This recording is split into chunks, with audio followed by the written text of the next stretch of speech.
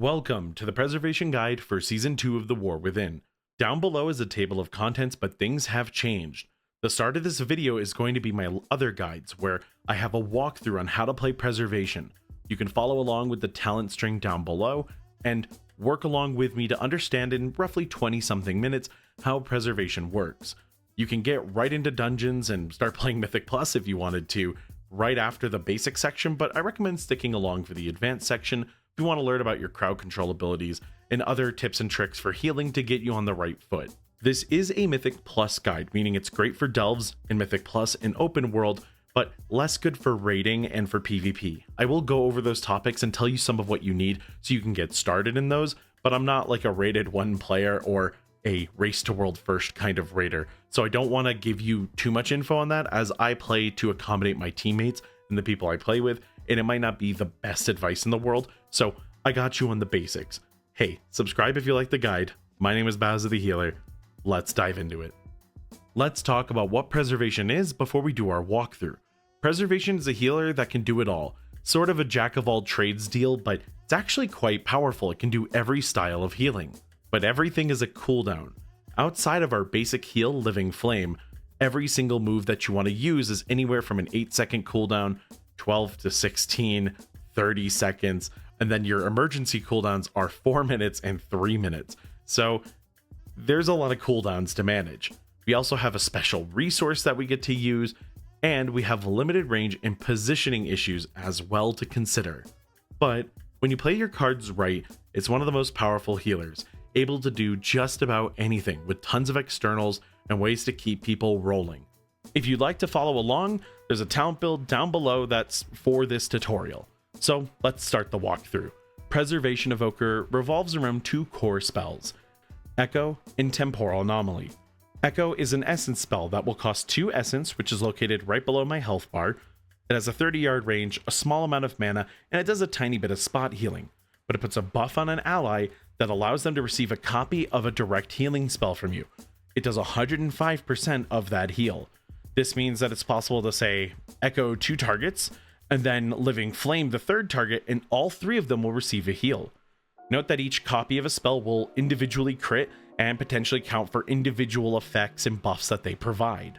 You can even double up on a target, Echo a target, and then heal that same target to get 2 of that heal on that target. Note that a target can only have 1 Echo buff at a time, and if you apply your AoE echoes, which are weaker, the stronger ones will persist. So getting a couple of strong echoes out is nice for getting a little bit of extra healing. You'll want to do that on yourself and anyone out of range. But yes, you do have an AoE echo. Temporal Anomaly is a 13 to 16 something second cooldown that'll fire a bronze ball through your party. The first 5 targets struck are going to receive an echo, this time at 45%. That's okay though, because throwing out a Temporal Anomaly, echoing anybody that you might have missed, and then charging up some big heal is the core of Preservation's gameplay loop. So this is going to be how you're healing most of the time. Note that Echo lasts somewhere in the range of 18 seconds, and Temporal Anomaly has a shorter cooldown. This means that you can have the echoes rolling for a while and Temporal Anomaly will come back up.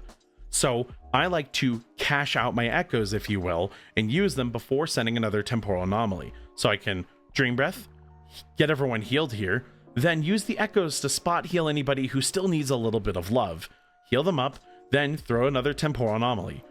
You can do this forever, and there's even a way to sustain your mana through all of it, but we'll get to that in a second. Let's start by talking about some of the ways that you can use echoes to kind of combo interactions in your kit. Let's start with the first 2 basic heals, Living Flame and Reversion. Living Flame is a basic healing and damage move. You can use this on an enemy to do basic damage, or use it on an ally to do some basic healing. It's got a slow cast time at 1.8 seconds, but that's okay because while it can go upwards of 2 seconds, it has no cooldown. Most of your heals on Preservation Evoker are, a 8 something second recharge, 20 seconds, 30 seconds, 15 seconds. And while some of them are going to get reduced with their tier set and some of them get reduced with talents, at the end of the day, the only thing you always have available is your Chrono Flame. I like to use this to do small healing between massive damage events. If a boss just put out a mechanic, you used a bunch of cooldowns, use your Living Flame or Chrono Flame to patch people up while you're waiting for the next round of damage. And note that it's Chrono Flame because of my current hero talents, but you don't need to know anything, it's essentially still the same move. Whenever your Living Flame or Chrono Flame is glowing, that means it's going to hit 50% harder damage or healing and be instant cast, which kind of upgrades it to one of the best spot heals in the game. Use the instant cast Living Flames whenever you can to patch people up or to do some big damage. Now, what gives you those are your reversion ticks. Reversion's a pretty loaded move though, so let's start talking about it. First things first, reversion is a heal over time. If it critically strikes, it'll gain 2 seconds onto its timer for a maximum of 12 additional seconds. With the talent Golden Hour, reversion will instantly heal the target for 15% of damage taken in the last 5 seconds. And note that the game just kind of looks at how much damage has happened in the last 5 seconds and gives you that number as healing. It's not actually doing anything, like you can't lose healing on that number because somebody healed themselves up. Let's say a tank took a tank buster, another tank buster healed up, and then got slapped again for half their life bar. If you hit reversion, if all that damage happened in the last 5 seconds, then 15% of it will be healed back immediately. Which means if you do echo reversion somebody, you'll get that healed twice in a row. These healing dummies are always taking damage, so you get kind of absurd numbers out of them. But yeah, you can like echo reversion for some 139 million healing. So yeah, that's what, like 150, like 300 million? Yeah, you're never going to see a number that high in practical gameplay, but it is something that you can do. So Golden Hour is one of your go-to spot heals. It's going to save your tank's life. It's going to save players' lives. It's great. Reversion also applies Grace Period. Your healing is increased by 10% on a target that has a reversion. This is also doubled up by Echo. So if I echo myself in reversion, I'm going to have 2 reversion effects on me. That means I'm getting 20% bonus healing. And this does actually affect reversion's heal over time, by the way. Finally, we have Life Spark. This is the part that makes your reversion healing have a chance to cause your next Living Flame to cast instantly, doing that 50% extra damage and healing. And it stacks up to 2 charges. It's very important that you have reversions rolling. And there's 2 ways to do that. You can A, do it through a temporal anomaly and just reversion everybody up. Although the Golden Hour effect will be weaker when done through this, it's still an effective way to do a chunk of healing and get those reversions out. The other way to do it is called the double-double. I'll talk about this one later, but just get out 2 echoes and then put out 2 reversions, trying to get up to 4 targets with a reversion on them. This is nice because it doesn't use your temporal anomaly and gets the echoes rolling so that you can get those instant cast Living Flames. I recommend getting reversions out in any capacity whenever you can, but you don't want to necessarily spam them. Sometimes you want to use them, so get a couple of out, let them roll, and when there's none rolling anymore, try to get some more going. Reversion and Living Flame have a chance to grant an Essence Burst, allowing any of your Essence moves, Disintegrate, Emerald Blossom, or Echo, to be cast at no mana cost and with no Essence. It's a 20% chance for a Living Flame, and it's a 15% chance for a reversion. But note that if you have echoes out already, this is going to roll the dice multiple times, as those are all real Living Flames, or those are all real reversions, so they all have a chance at producing an Essence Burst. Also note that on Chrono Flame, your empowered spells will also launch out some extra Living Flames to the targets that they heal, and those also qualify for Essence Burst. You're going to use your Essence Burst to do more damage with Disintegrate and get your mana back, or ramp up with Echoes to, prepare for a mechanic, right? You can get a bunch of Essence Burst, use those Echoes to prepare for a mechanic, throw out the Temporal Anomaly for anyone who doesn't have an Echo, and then heal the mechanic with a lot more healing potency. The next healing spell I want to talk about is Verdant Embrace. This is a heal that will jump you to the target. It's got anywhere between a 15 second to 17 something second cooldown. It's hasted, thankfully, but with our new tier set Insurance, we're actually going to be able to get it down to somewhere in the 12 to 11 second range, which is awesome. Verdant Embrace is a single target heal that jumps you to the target and burst heals them. It'll also do a little bit of healing to you. Verdant Embrace is a very important heal in that it allows you to very quickly and easily heal up multiple targets. It's actually one of my favorite to use with echoes for cleave healing, because I can echo 2 targets and then jump to the 3rd target and get a very chunky bit of healing down. But it also provides you 2 different buffs, one of which I'll talk about later called Ancient Flame, but more importantly Call of Ysera. After using Verdant Embrace for the next 20 seconds or so, you're going to have a more powerful Dream Breath by 40% or 100% on a Living Flame. Note that that's only on healing though, not the damage Living Flames. This means when you're doing your normal loop on Preservation Evoker, you're going to maybe say throw out that temporal anomaly and then do some healing, right? And let's say we do a little bit of damage while we're waiting, and then okay, some people are still hurt, so maybe I'm going to echo one of them, Verdant Embrace one of them, Reversion the other. Right, now my temporal anomaly's back off cooldown, and I have the Call of Ysera buff, meaning that my next time I need to Dream Breath, it'll be more powerful. So this kind of works in that feedback loop of what you can do on Preservation Evoker.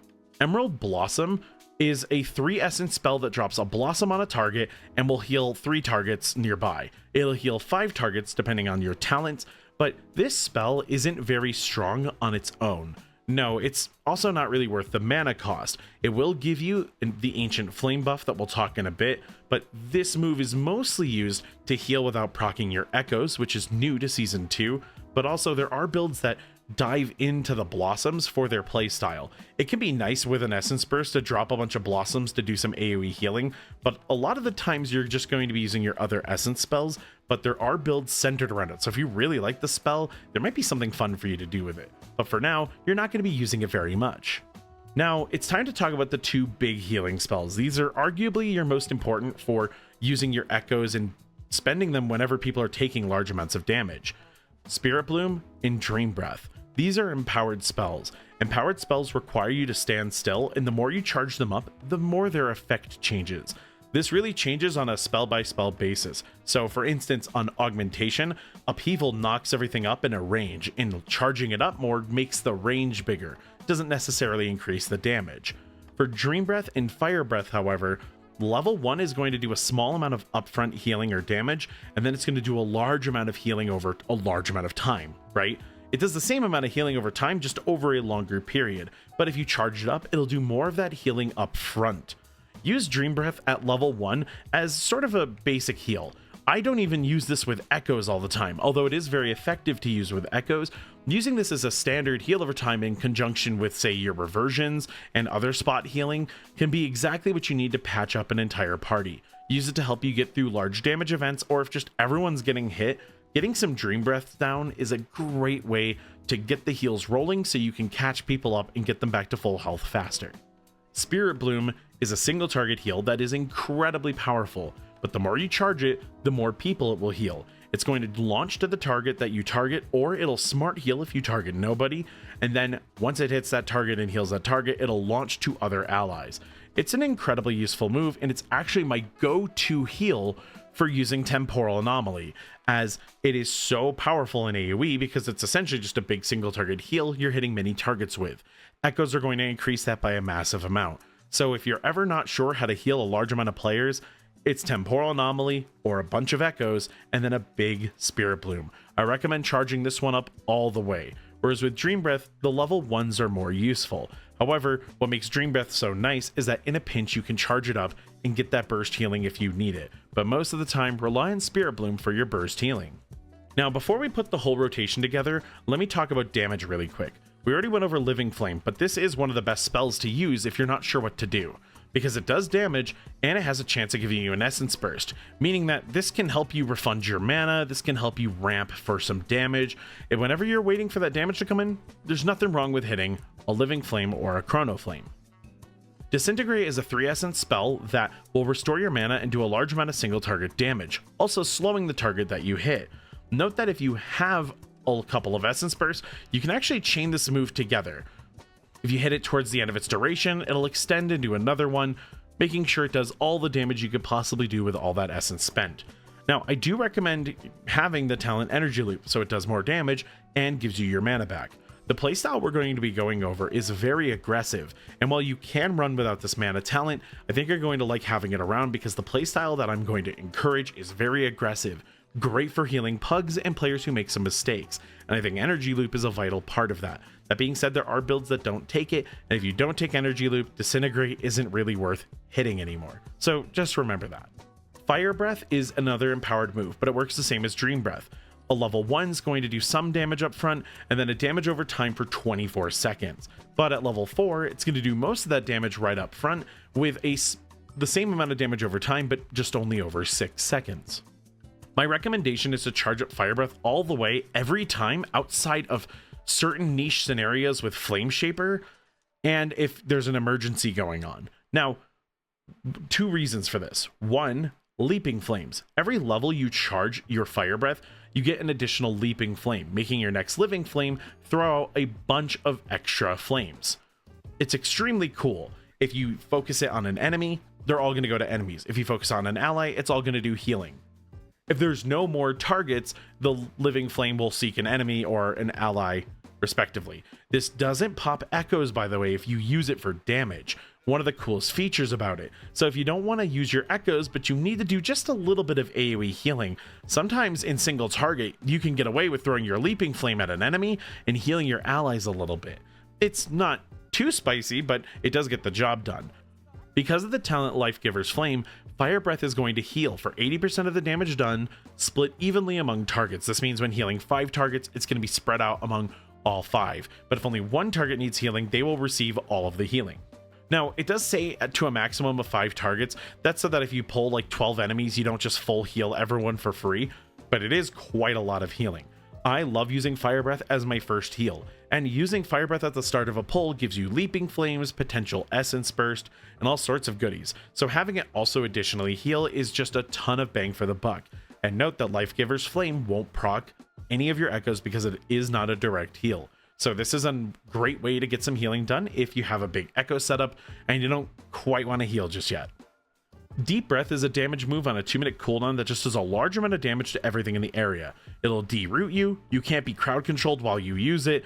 It's an incredible move, and you should just send it on cooldown if it's not talented into a stun. If it is talented into a stun with Terror of the Skies, this now becomes an amazing AoE crowd control move. I recommend holding it for after other people have used their crowd controls or an emergency. But when you do end up spending it, it's going to be quite a lot of damage. Even in single target, this can be worth it, but not worth it over healing. So just use it when it's needed, use it on cooldown if it's not a stun, and have fun with it. So now that we've talked about our damage, let's go through the main rotation. Here's what I recommend you do. Your pre-pull is simple. Get some echoes out, the double-double if you will, get all your reversions used so you can get as many of these rolling, and then it's time to start the pull. I recommend you throw a Temporal Anomaly and then do your damage. I like to start with a Fire Breath, then throw my Leaping Flames, then hit my Disintegrates to get my mana back. Then if damage happens at any point, heal it up. Let's say it's a large amount of damage. I'll Spirit Bloom, repair anybody that needs a little bit of extra healing, throw a Temporal Anomaly through as many people as I can, echo anyone I missed, and continue doing damage. And you can do this forever. And I'm not even kidding. As long as you're getting essence back and using your essence bursts on your Disintegrate every once in a while, you'll get your damage. And only have to really do it every once in a while. You can spend the majority of your essence on echoes. As long as you use Disintegrate now and again, you'll restore a large amount of your mana. I should have some footage right now playing of just how much mana this can restore. I'm throwing in healing spells, I'm using Temporal Anomaly on cooldown, and I'm able to go mana positive. This is genuinely one of the craziest parts about Preservation Evoker and why I recommend Energy Loop. This is pretty heavy on the mana cost, but also it kind of keeps your combos and your healing always rolling. And that is so incredibly important because keeping these heals rolling, keeping everything moving is how you heal. You want to rotate through your cooldowns, rotate through your moves, and allow yourself to continue using those tools to heal.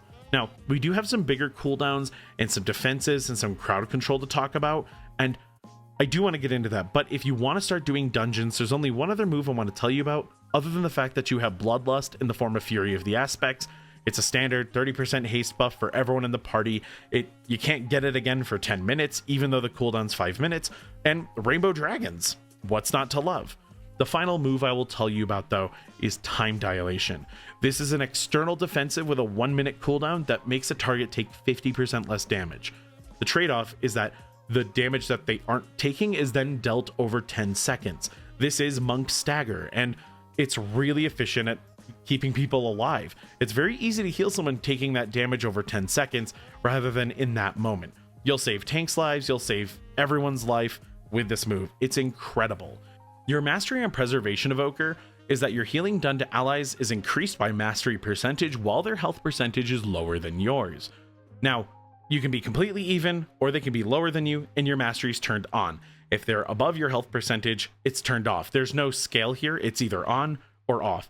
That being said, this is something you don't have to overthink. Just make sure you heal yourself as a healer. Having your health full is all you really need to think about. And sometimes the best thing to do is to just Verdant Embrace yourself before doing some healing. That's a great way to just heal yourself up.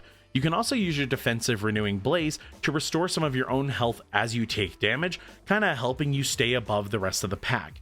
That being said, you don't have to overthink your mastery, it's just going to do more healing when you're healthy. However, there has been a big change to our mastery in that it now works retroactively for Reversion and Dream Breath healing over time.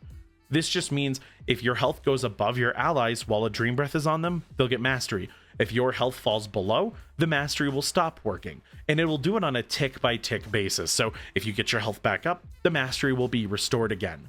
This doesn't mean anything for newer players. If you're worried about your mastery, just remember to get your health bar back up as long as no one else is in a dire condition, and you will get your mastery and everything will be peachy. For more advanced players, you just need to be a little more aware of when you're taking damage, and you no longer have to worry as much about your setup being affected. If you want to do some big heal over time setup while you're low on health, you can quickly restore your health afterwards. That way you don't have to worry about wasting an echo healing yourself. You can just focus on your heal over time setup, then heal yourself afterwards and reap the benefits. There are some downsides, like if you take damage, you'll suddenly lose it, but more often than not, this is a buff to preservation. It makes things a lot smoother. Hover lets you dash around, right? Hover can be used in any direction. If you're in Chronowarden, it'll blink you, and you can cast while moving afterwards. Note that you can't cast while moving empowered spells. That's impossible, unless it's like a pushback effect, but you can do things like Disintegrate.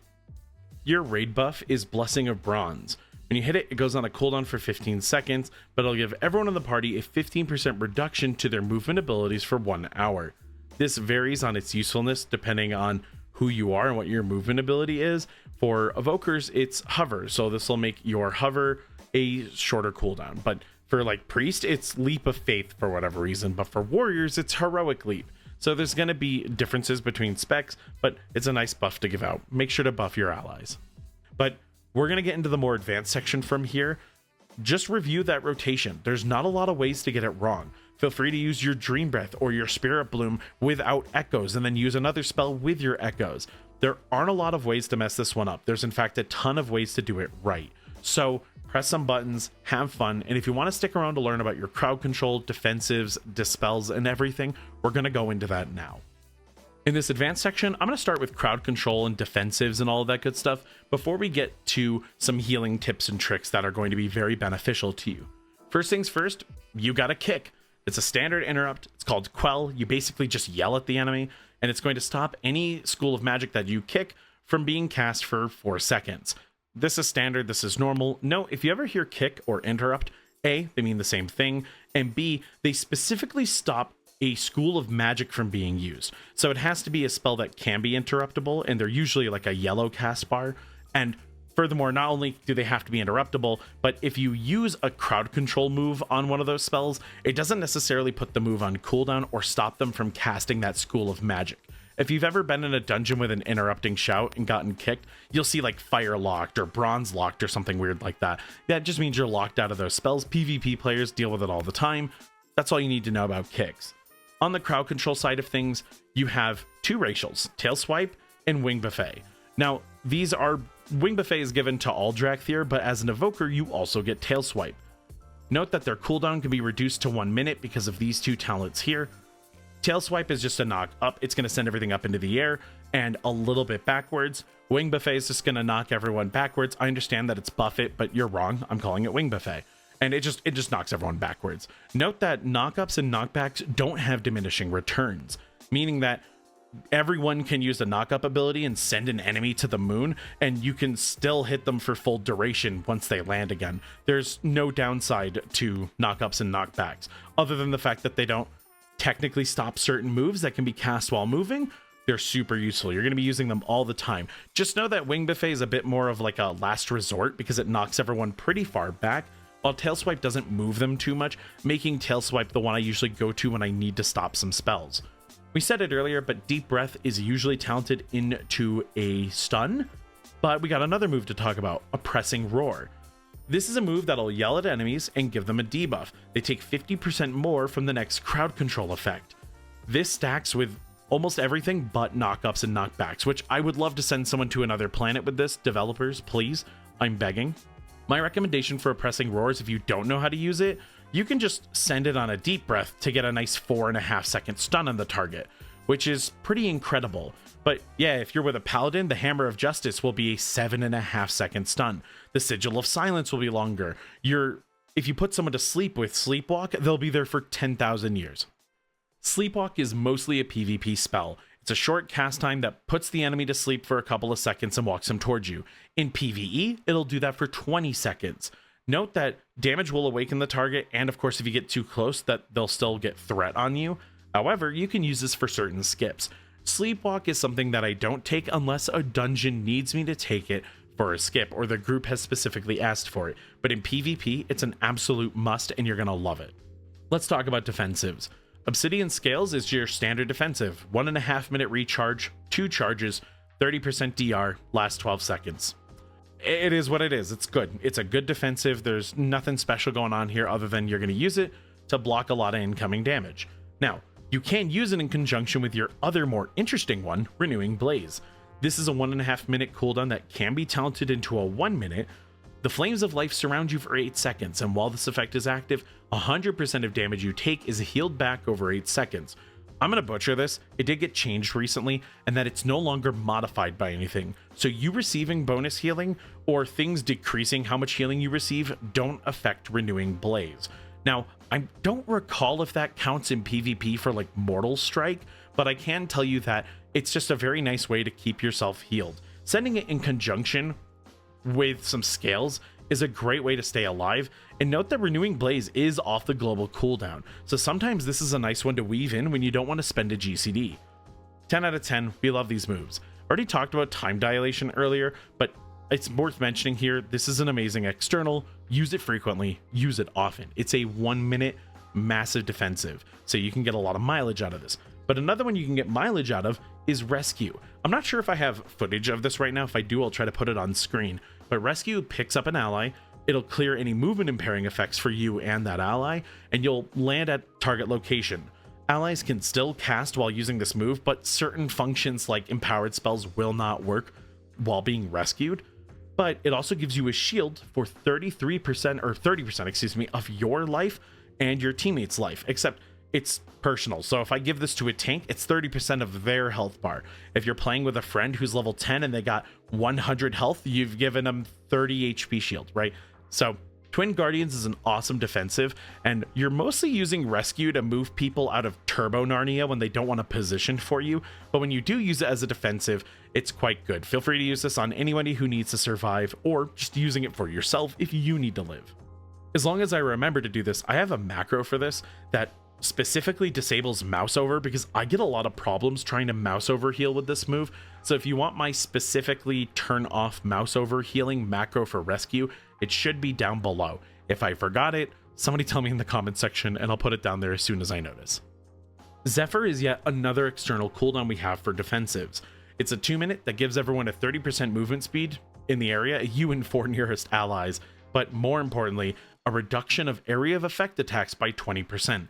This is known as Avoidance, and Avoidance is an interesting defensive in that swirlies, right, like fire on the ground, dangerous wind, damage fields like ice fields are all avoidable, so you can take less damage by having Avoidance.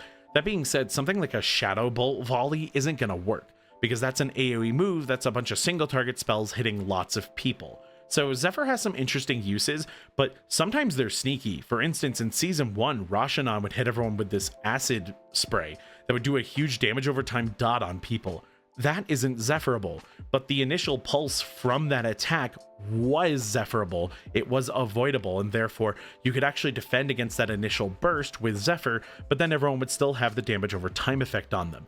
It's a curious one, but just throw it at stuff and see if it works. Honestly, Zephyr is incredible, and there's a lot of very good use cases for it. Let's do a real quick of the emergency heals. I'll talk more about these in later sections, but I want to make sure you know how to use them. Tip the Scales will instantly allow you to use any of your empowered spells. It's pretty powerful in that just having a maxed out empowered spell immediately does a lot of work. On Chronowarden, it actually gives you a massive amount of cooldown reduction, cast speed, and all that good stuff. So Tip the Scales is actually a pretty big cooldown for most styles of play. When you're new, use Tip the Scales to hit a Spirit Bloom or a Dream Breath when the going gets rough. You can also use it on Fire Breath as a heal too if there's plenty of targets to hit. I like to use my Tip the Scales for damage, but that's because I know where I want to use my moves, and that's a little more advanced. If you want to keep it simple, save your Tip the Scales for your Spirit Bloom or your Dream Breath in a pinch, and that'll save the day. The next emergency cooldown to talk about is Rewind. It's a 4-minute, you rewind 33% of damage taken in the last 5 seconds, very similar to the way that Grace Period Golden Hour works. But it's 100% stronger outside of Raid, and you just pop this after a lot of people take damage, and it will like do this pulsing AoE heal for that damage taken. It doesn't instantly heal it all back. It takes a second to work, but that is a very cool move you can use to just instantly fix something if everything's gone to crap and you got no other buttons. Emerald Communion I'll show a big combo for in a moment involving Lifebind, this really complicated way to use it, but the simple version is that Emerald Communion is a 3-minute that will channel health into you and mana into you. Any amount of that health that spills over in its 4.4 second channel time will be transferred to an ally nearby. This does count as smart healing. It will try to smart heal, and you can use it while under certain crowd control effects, which is pretty powerful. That being said, if you do have the talent Lifebind, you can do some pretty amazing stuff with this. But the one tip I'll give you in this section is you can simply hit hover, then hit Emerald Communion, and be able to move while channeling this move, because otherwise you're stuck standing still. There is a talent here that allows you to move while using Emerald Communion, but you should never take it unless you're a PvP player, because you have Rush of Vitality. You can just use this move. It's right here. It's free. It makes you way stronger. Please don't take Dreamwalker. I swear to me, mom. Don't do it. Stasis is a tricky cooldown. This move is a 1.5-minute cooldown that holds up to 3 helpful spells, and then you have a 30-second window to go and use them. So when you pop Stasis, it'll start looking for helpful spells. My recommendation is to always fill it up with 1 to 2 of the big 3, Spirit Bloom, Dream Breath, or Temporal Anomaly.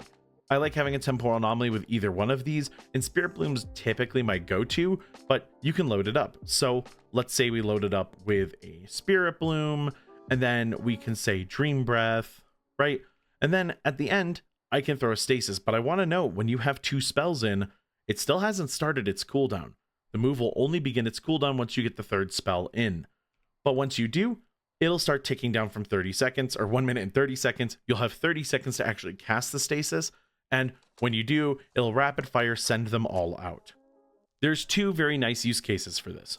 One, you set it up when you know you need to do a lot of healing. So you can use it to heal something in a boss fight while storing it into a stasis. Then the next time the boss does damage, you could say release the stasis. And yeah, every once in a while you want to commit it to a mechanic like that, and it's very useful. But most of the time, I just like using it in my general rotation to make my life easier. Because if you know you're about to do some healing, and you know there might be even more healing, just hit the stasis, put your big combo into it, right? Your Spirit Bloom, your Temporal Anomaly, your Dream Breath, and then continue playing the game. And then the next time there's a major amount of damage, you can release the stasis. That way you're not actually hitting your Spirit Bloom or Dream Breath cooldown right when they come back up. This really will ease out some pulls, so I highly recommend it. If you have a Temporal Anomaly at the front of the move, try not to waste any pre-existing Temporal Anomalies before you send the stasis, but it's okay if you do. And then, on the flip side, if you have it on the back side of a stasis, it's actually probably the best situation for it. This allows you to kind of use it as a combo extender. Big Spirit Bloom goes out, big Dream Breath goes out, and then a Temporal Anomaly for whatever you want to do next. If you combine this with a Temporal Anomaly before you send the stasis, right, you can really start looping together some moves. Pretty powerful stuff, but just use stasis a lot. Don't be scared of using this. You might want to save it for a boss. You might want to save it for a specific moment, but seriously, just keep sending it so you get comfortable with it, as it takes a little getting used to. But once you learn how to use it, it'll just be a part of your constant flow. You'll find tons of places where you can hold your stasis and use it for something really good, or if there's a large amount of downtime, maybe you even fill it up with some spells before you go into a boss fight where there's not a lot of damage at first. Perfect for setting yourself up for the future. Ancient Flame is a buff that you can hold forever. By using a Verdant Embrace or an Emerald Blossom, you'll gain a buff called Ancient Flame. This is going to reduce the cast time of your next Living Flame, damage or healing, by 40%, which is pretty powerful. You're not going to use this for damage very often. You usually use this for single target healing. Like, let's say I really need to heal this target dummy, right? We can echo them, we can invert and embrace them. Then I can echo them, and then I can send a super fast Chrono Flame at them to do quite a lot of single target healing. Sometimes, let's say you really need to heal someone up, you can just throw out an Emerald Blossom, because Emerald Blossoms don't proc your echoes, to just give yourself a buff, do a little bit of healing, and throw the fast Living Flame. You're not going to do this all the time, but it is a buff that lives forever. So if you're just like walking to another pull, you could throw an Emerald Blossom or hit yourself with a Verdant Embrace, and you'll just sit with that buff. Also, PvP players, this is a part of your pre-pull in PvP. Just make sure you get the Ancient Flame, and you're good to go. I usually just use a Blossom or Verdant Embrace, and it's over. You just do it at the start, you're done. One thing I don't typically use myself, but is something that you'll want to know how to use and is in your beginner build, is Lifebind. Lifebind is a talent that when you Verdant Embrace somebody, you and the person you Verdant Embrace will have a Lifebind, healing each other for 40% of the amount you heal yourself. So if you do any self-healing, that is shared. If they do any self-healing, that will be shared. Now, what makes this so powerful is you can layer it with a couple of your moves.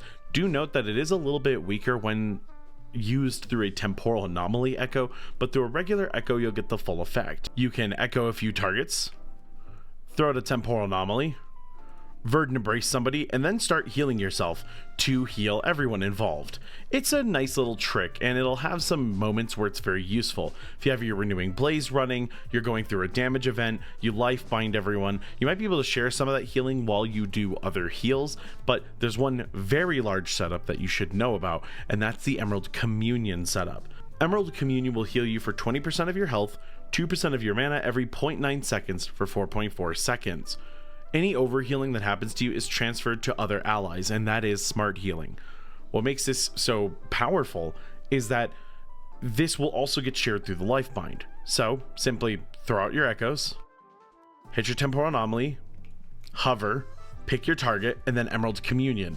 And this is one of the best heals in the entire game. Like, and I mean it, if you do this in raid, get a ton of echoes out on a lot of players, you can heal up essentially the whole raid sometimes. It's a very, very strong combination.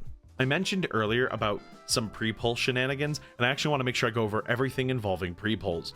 First of all, when you're moving into a pull, sometimes popping hover and hitting a temporal anomaly is all you need to do to get ready for the pull. But if you don't want to waste a temporal anomaly, right, a lot of the times I'm going to want to send a reversion, you can use what I called the double earlier. You can use this before keys, you can use this right as the pull timer starts, all the time, but I recommend hitting echo, echo, reversion, reversion. Double doesn't mean anything special. I just thought it was a cute little name and a good memory device. Having this rolling to get your instant cast Living Flames and to be able to have a grace period on everyone, a heal over time. So if any damage happens, you already started healing, does a lot, but not wasting your temporal anomaly is, I think, the big key factor here for your pre-pull. But also, before a key starts, there's a few things you can do. The lazy option is you can just hit tip the scales before a key starts. I'm not kidding.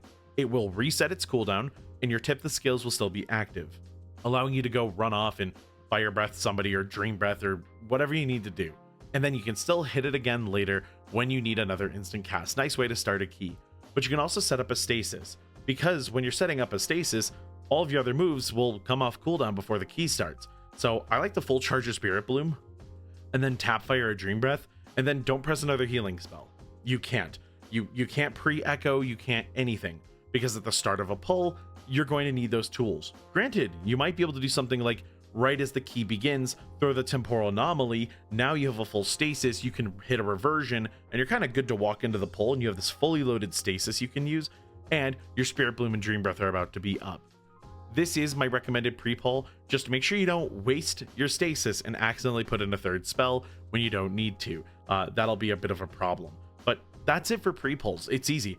You could just walk into any dungeon, hit tip the scales before the keystone goes in, and you're good. You've done your job. That'll pay itself forward for you. You don't miss your meta window or your incarn window, thankfully, on Preservation. And that's going to do it for the advanced part of the walkthrough.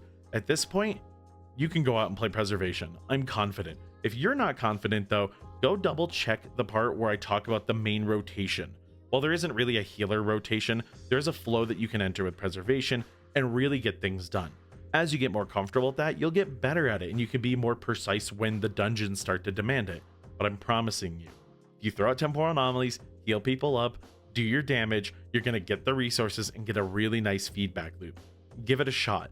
The rest of the video is going to be stats, tier set, what kind of like items I use in dungeons, talents, hero talents, PvP, raid, lots of good stuff. So if you want to check that stuff out, continue watching. All right, let's go over stats for Preservation Evoker. Note that there's a lot of right answers here and not a lot of wrong answers. I will talk about stuff that's better for raid and for dungeons and PvP, but for the most part, there's a lot of ways you can customize this to your liking, and I've seen some very, very strong preservation players with different stat weight allocations, so don't overthink it. Our main stat is obviously Intellect as a healer, don't gotta talk about that much. Our Mastery we did go over earlier, but I will just refresh you all that it increases your healing done to targets by Mastery percent when their health percentage is lower than your own. This does also work when you're all at the same, by the way, but the big change is that your heal over times of Reversion and Dream Breath work retroactively, meaning they work on a tick-by-tick basis. If your health falls below their percentage and they have a Dream Breath on them, they will lose Mastery. If you get your health back up, they will regain Mastery. For an inexperienced player, this means you're going to do more healing more often. Just make sure to get your own health bar back up.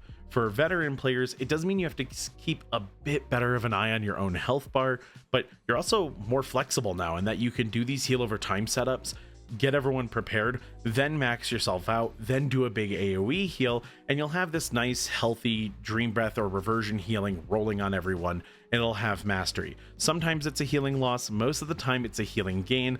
It's a massive change, and I'm so happy for it. Mastery is a spec that you're going to want to run on the higher side in PvP, and in raid, this is some of the most bang for buck you can get out of your healing, but I don't necessarily send it to the moon, not even in raid, because some of the other stats have some big weight to them. But if you are just looking for more raw throughput to your healing, Mastery is one of the best ways to do it. But if you lose Mastery, your burstier heals that obviously can't work retroactively will not get Mastery. So this is a trade-off, just remember that. Critical Strike will double the effectiveness of attacks and heals. We deal in large numbers, and large numbers getting doubled are very large numbers. We scale super well with crit. In fact, if you go high crit, high Mastery, you're going to get some unbelievable numbers when raid healing. That being said, for dungeons, I tend to run a lower Mastery and a higher crit whenever I have access to the stat. As the seasons go on, we get more secondary stats, and critical becomes more viable. But even right now, you can stack the crit and really feel the benefits. I say right now, I'm recording this in season 1, but in season 2, you're going to get even more crit, and season 3, even more crit. So this will scale out of control. If you don't want to invest in too much critical, I recommend always having a chunk of it as we move forward into the other seasons.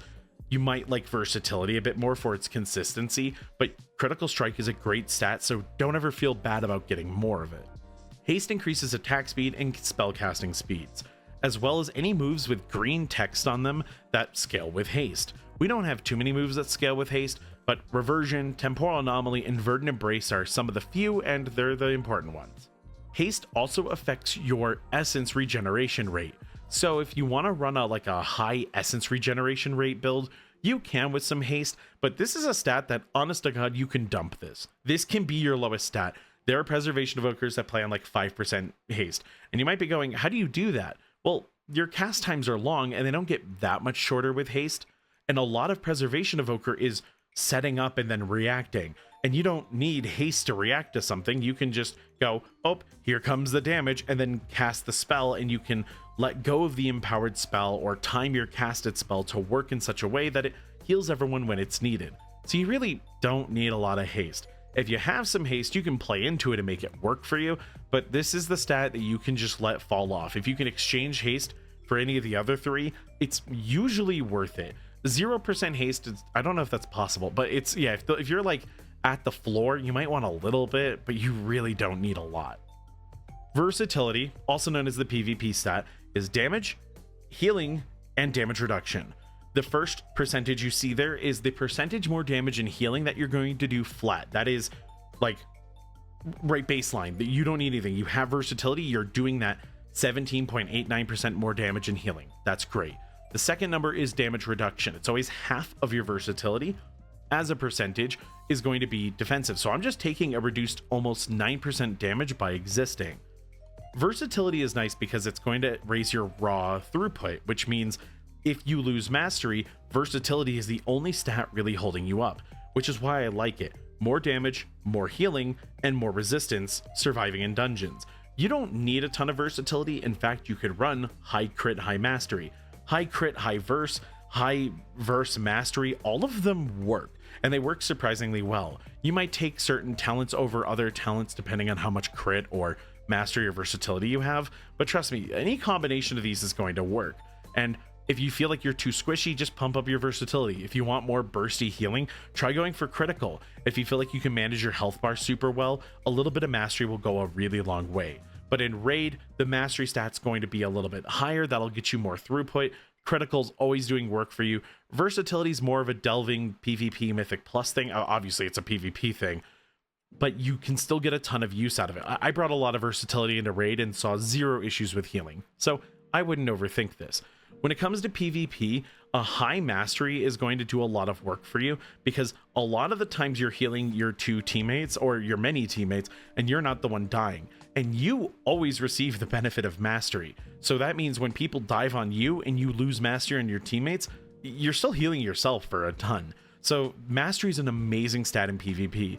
Then you can load up on as much crit or haste as you like, but I tend to go the crit route as I really enjoy hitting people just a little bit harder in PvP. But that's because I like doing damage in PvP as a healer. I might be the problem.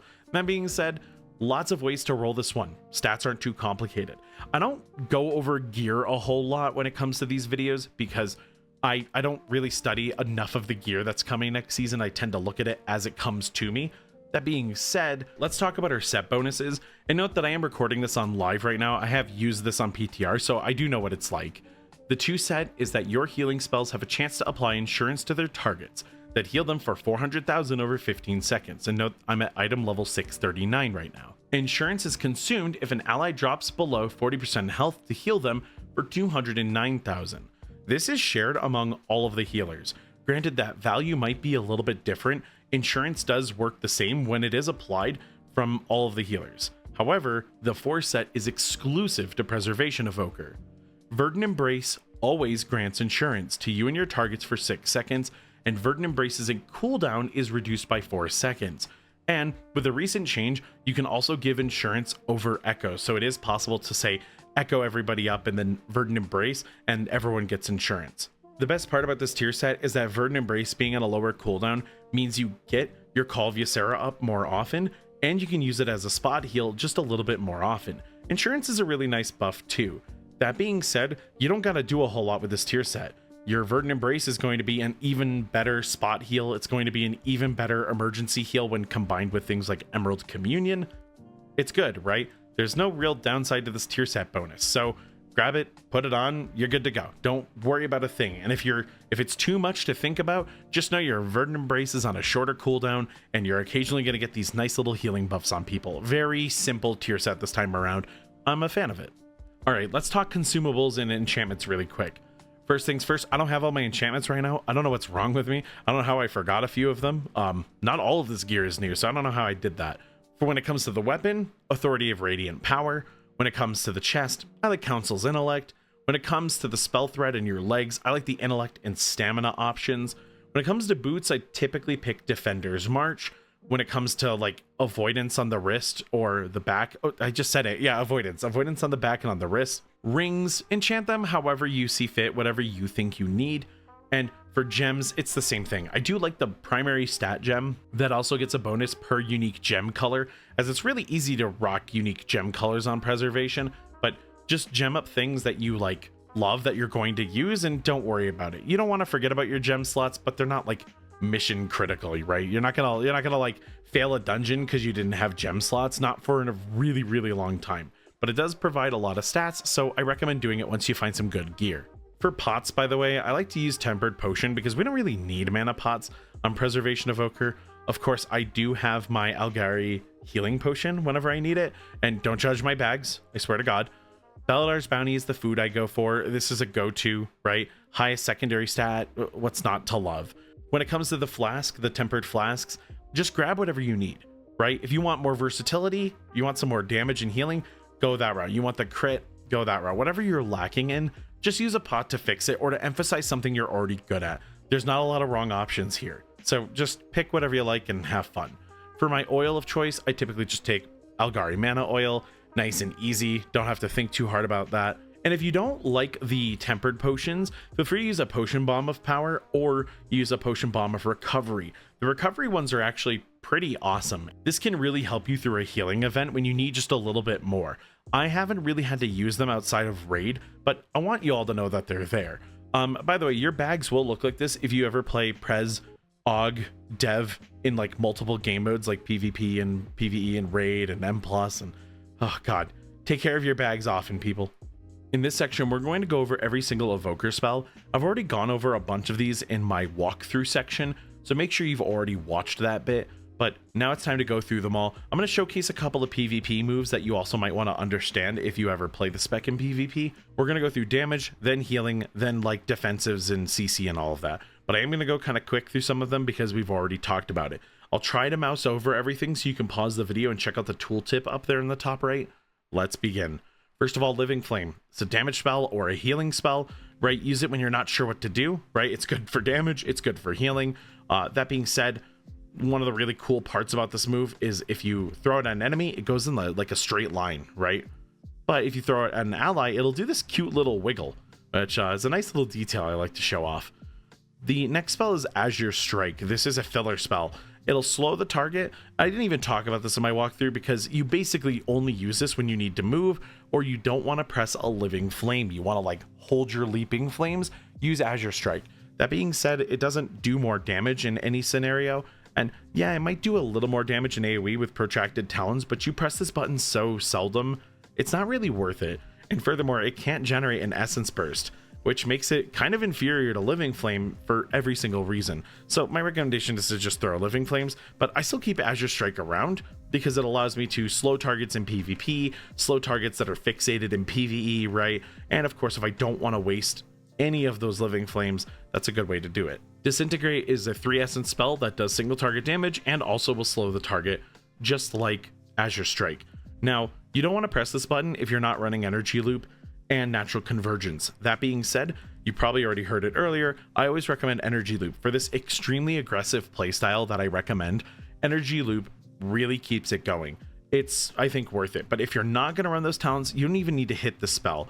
That being said, it can be used while hovering, which is quite nice. And if you want to chain them together, let's hope I get some Essence Burst here, but you can just cast it right before it finishes and it'll kind of extend your chain, if you will. It'll look like this. I have these little bars on my cast bar to help me do it, but that's mostly a devastation thing. If you just cast Disintegrate once more before it ends, it'll keep doing disintegrates for you until it's used all of the potential hits, which is kind of nice. Fire Breath is a damage spell. The more you charge it up, the more upfront the damage will be. You're always going to charge this up all the way on Chronowarden, but there's a chance on Flameshaper you want to use level 1 or level 2. But that's very specific to Flameshaper. That being said, the more you charge it up, the more Leaping Flames you get. If you send your Leaping Flames on a target offensively, it'll find enemies. If you throw it on an ally, it'll find allies. You might have noticed there I sent it on an enemy. Extra Living Flames will go and find targets if there's nothing left to target. So if you're firing at one singular boss, the 4 other Leaping Flames will go find targets to heal for you. And it is actually possible to be out of range of everyone, but in range of an enemy, go to throw a Leaping Flame at an ally and have your Leaping Flame hit an enemy. So it's versatile, it'll work for you. Note that Fire Breath and Leaping Flames used offensively will never proc an echo for you. All right, next up on the damage list, we have Deep Breath. Deep Breath is a 2-minute, it's also a stun. If it's not talented to do a stun, just use it on cooldown, do a bunch of damage. You will deroot yourself and you're immune to all crowd control effects and movement impairing effects when flying. That being said, it's you can get force moved. If there's a boss mechanic that forces everybody to move, it might still force move you, just so you're prepared for that. And if you do have Deep Breath talents as a stun, use a Pressing Roar with it if you want to be lazy to set up some really big stuns. That's a 4.5 second stun, by the way. Let's talk about 2 PvP talents that you might see. Actually, there's a few. We'll show off the PvP talents as well.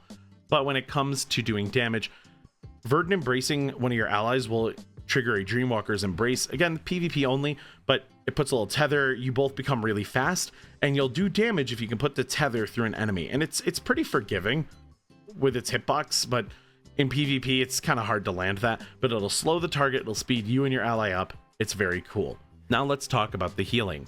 Living Flame, right, as a heal, the primary use of this as a heal is to specifically not use your other cooldowns. Remember, while it might be a 1.8 cast time without Ancient Flame as a buff, and with Ancient Flame it becomes like 1.2, 1.1. It's very quick. But yeah, it's a bit on the slow side, but it also doesn't share a cooldown with anything, or doesn't have a cooldown. You can always use this move. Every other heal you have has a cooldown. So that's like the major function of a Chrono Flame or a Living Flame, is to always have something. So it's good to use when you want to patch people up and you don't want to press bigger buttons. Reversion's the other button you want to use for that. It's the most loaded move in the game. I talk about it extensively in the walkthrough, so I recommend going back to the walkthrough for that, but it increases the healing a target receives by 10%. If you echo Reversion, they'll receive 20% because they have 2 of them. It heals 15% of damage taken in the last 5 seconds, which means you can get this absurd number on the training dummies. It also, when it's ticking, it has a chance to give you an instant cast Living Flame that hits 50% harder damage or healing. That's incredible. We really like that. Reversions are awesome. Get them out as often as you can. Use them to save the tank's life. It's a very versatile move. A reminder that I recommend getting some echoes out and then getting some reversions on some targets, right? I'm missing some people to click on right now, but get as many of these going as you can, so that you can get more Living Flame chances, and when you end up healing people, they'll have a healing bonus already on them. Your pre-pull usually involves you just getting some reversions out. Emerald Blossom is an essence heal. It drops a flower and it'll heal up to 3 targets. It'll heal 5 targets depending on your talents, and it's only really useful without a like Blossom build with Ouroboros. Ouroboros, if you're running this talent and you're running a like a no Blossom build, will actually power up Blossom to the point where it is a very useful heal. That being said, you can mostly ignore this move if you're not running a Blossom build, and maybe one day I'll actually dive into the Blossom territory and figure out what you can really do with it. But for right now, it's going to give you Ancient Flame, and it can be useful as like an essence dump if you have a bunch of essence burst and you want to heal. It also won't proc echoes, which is pretty important. Verdant Embrace is a jump. It'll jump you to a target and heal them. It's pretty significant. Note that with your tier set 4 bonus, it's going to apply insurance as well. It jumps you to the target and heals them. And again, this line is a PvP thing. I apologize. That being said, it will also grant you Ancient Flame, do a little bit of self-healing. You can also cast it on yourself, which is a great way to self-heal. And it gives you the Call of Ysera buff, making your next Living Flame stronger, or your next Dream Breath 40% stronger. And Dream Breath is going to be what you use it on most of the time. Echo is going to copy spells. We talk about this extensively in the walkthrough. You can double it up on a player. You can use it to cleave heal. Echoes are your best friend. Temporal Anomaly throws a ball of bronze energy out. It only costs mana, while Echo costs, well, normally it'll say it costs 2 essence. When you throw out a Temporal Anomaly, you give a 45% Echo as opposed to a 105% Echo. It'll still copy spells. It's just a little bit weaker, but it's AoE. It'll apply to the first 5 targets it passes through. Again, if you want to know more about those 2 spells, please go check the walkthrough. It's way too important to miss if this is the first time you're hearing about those moves. Dream Breath is an empowered spell that the more you charge it up, the more it heals, similar to Fire Breath, except this time we kind of want to use it on level 1, as using it for its heal over time is generally how you're going to get the most benefit out of it, but feel free to just start charging it up more if you need more straight up throughput. That being said, if you have the Call of Ysera buff, you're going to get a lot more healing out of this. So I'm now getting a 71,000 heal, which is turning into that 75,000 heal every single tick. So it's pretty powerful on its own. And then combine that with some reversions and you're going to get a lot of heal over time on people. Dream Breath is really like glue, like peanut butter, if you will. It really can help put like a sandwich together, like a peanut butter and jelly. Your normal heals, right? They do a lot of bursty healing. Dream Breath is sort of this big, helpful heal over time that kind of puts everything together. So sometimes after doing some healing, I'll just fire a Dream Breath just to help me top people off or fix some smaller incoming damage. If you ever want to slow heal through something, Dream Breath's the way to go. You can double it up with echoes, making it much more powerful, but it's also only so powerful. You want to heal burst heals with your Spirit Bloom. So it's versatile, it's useful. Use it to patch people up and kind of glue your heals together, if you will. Spirit Bloom is a single target heal. The more you charge it up, the more it heals. Note that it will jump to its target and then launch from its target to heal other people. Now, charge this one up all the way every single time unless it's an emergency. A couple of echoes and some Spirit Blooms are going to do a massive amount of healing for you. Spirit Bloom is my go-to. Like, this is the one I use more often than not because it is just so powerful. So if you're going to send a big heal, you need to do some burst healing. Spirit Bloom really is the way to go basically every time. On the emergency heal side of things, Rewind is essentially a big golden hour. It rewinds 33% of damage taken in the last 5 seconds. It's 66% when not in a raid. But note, watch the dummy here when I hit rewind. Notice that it kind of pulses the heal though. Yeah, that's the trick to this. It does exactly what golden hour does, but it does heal it over like a second and a half or so, pulsing the big heals in one after another. It doesn't just instantly fix the heals. So it does require a little bit of timing, but let me tell you, this is not a hard move to time. You're going to use it in raid, you're going to use it in dungeons, save people's lives, and it's going to get the job done. We love Rewind.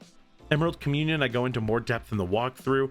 Remember that if you have the talent Lifebind, you can use this in a couple of echoes to Verd and Embrace people and have them share in your Emerald Communion. It's a 3-minute that restores 20% of your health and 2% of your mana every 0.9 seconds for 4.4 seconds. Overhealing is transferred to an injured ally, and that is smart healing, so that will like find targets that need health. So the Lifebind setup is great, but as somebody who doesn't run Lifebind basically ever, you don't need it. Now, you might want to use it. Sometimes it's better to heal a party up with a big Lifebind setup. It's not like you don't need it. It's a very strong talent node.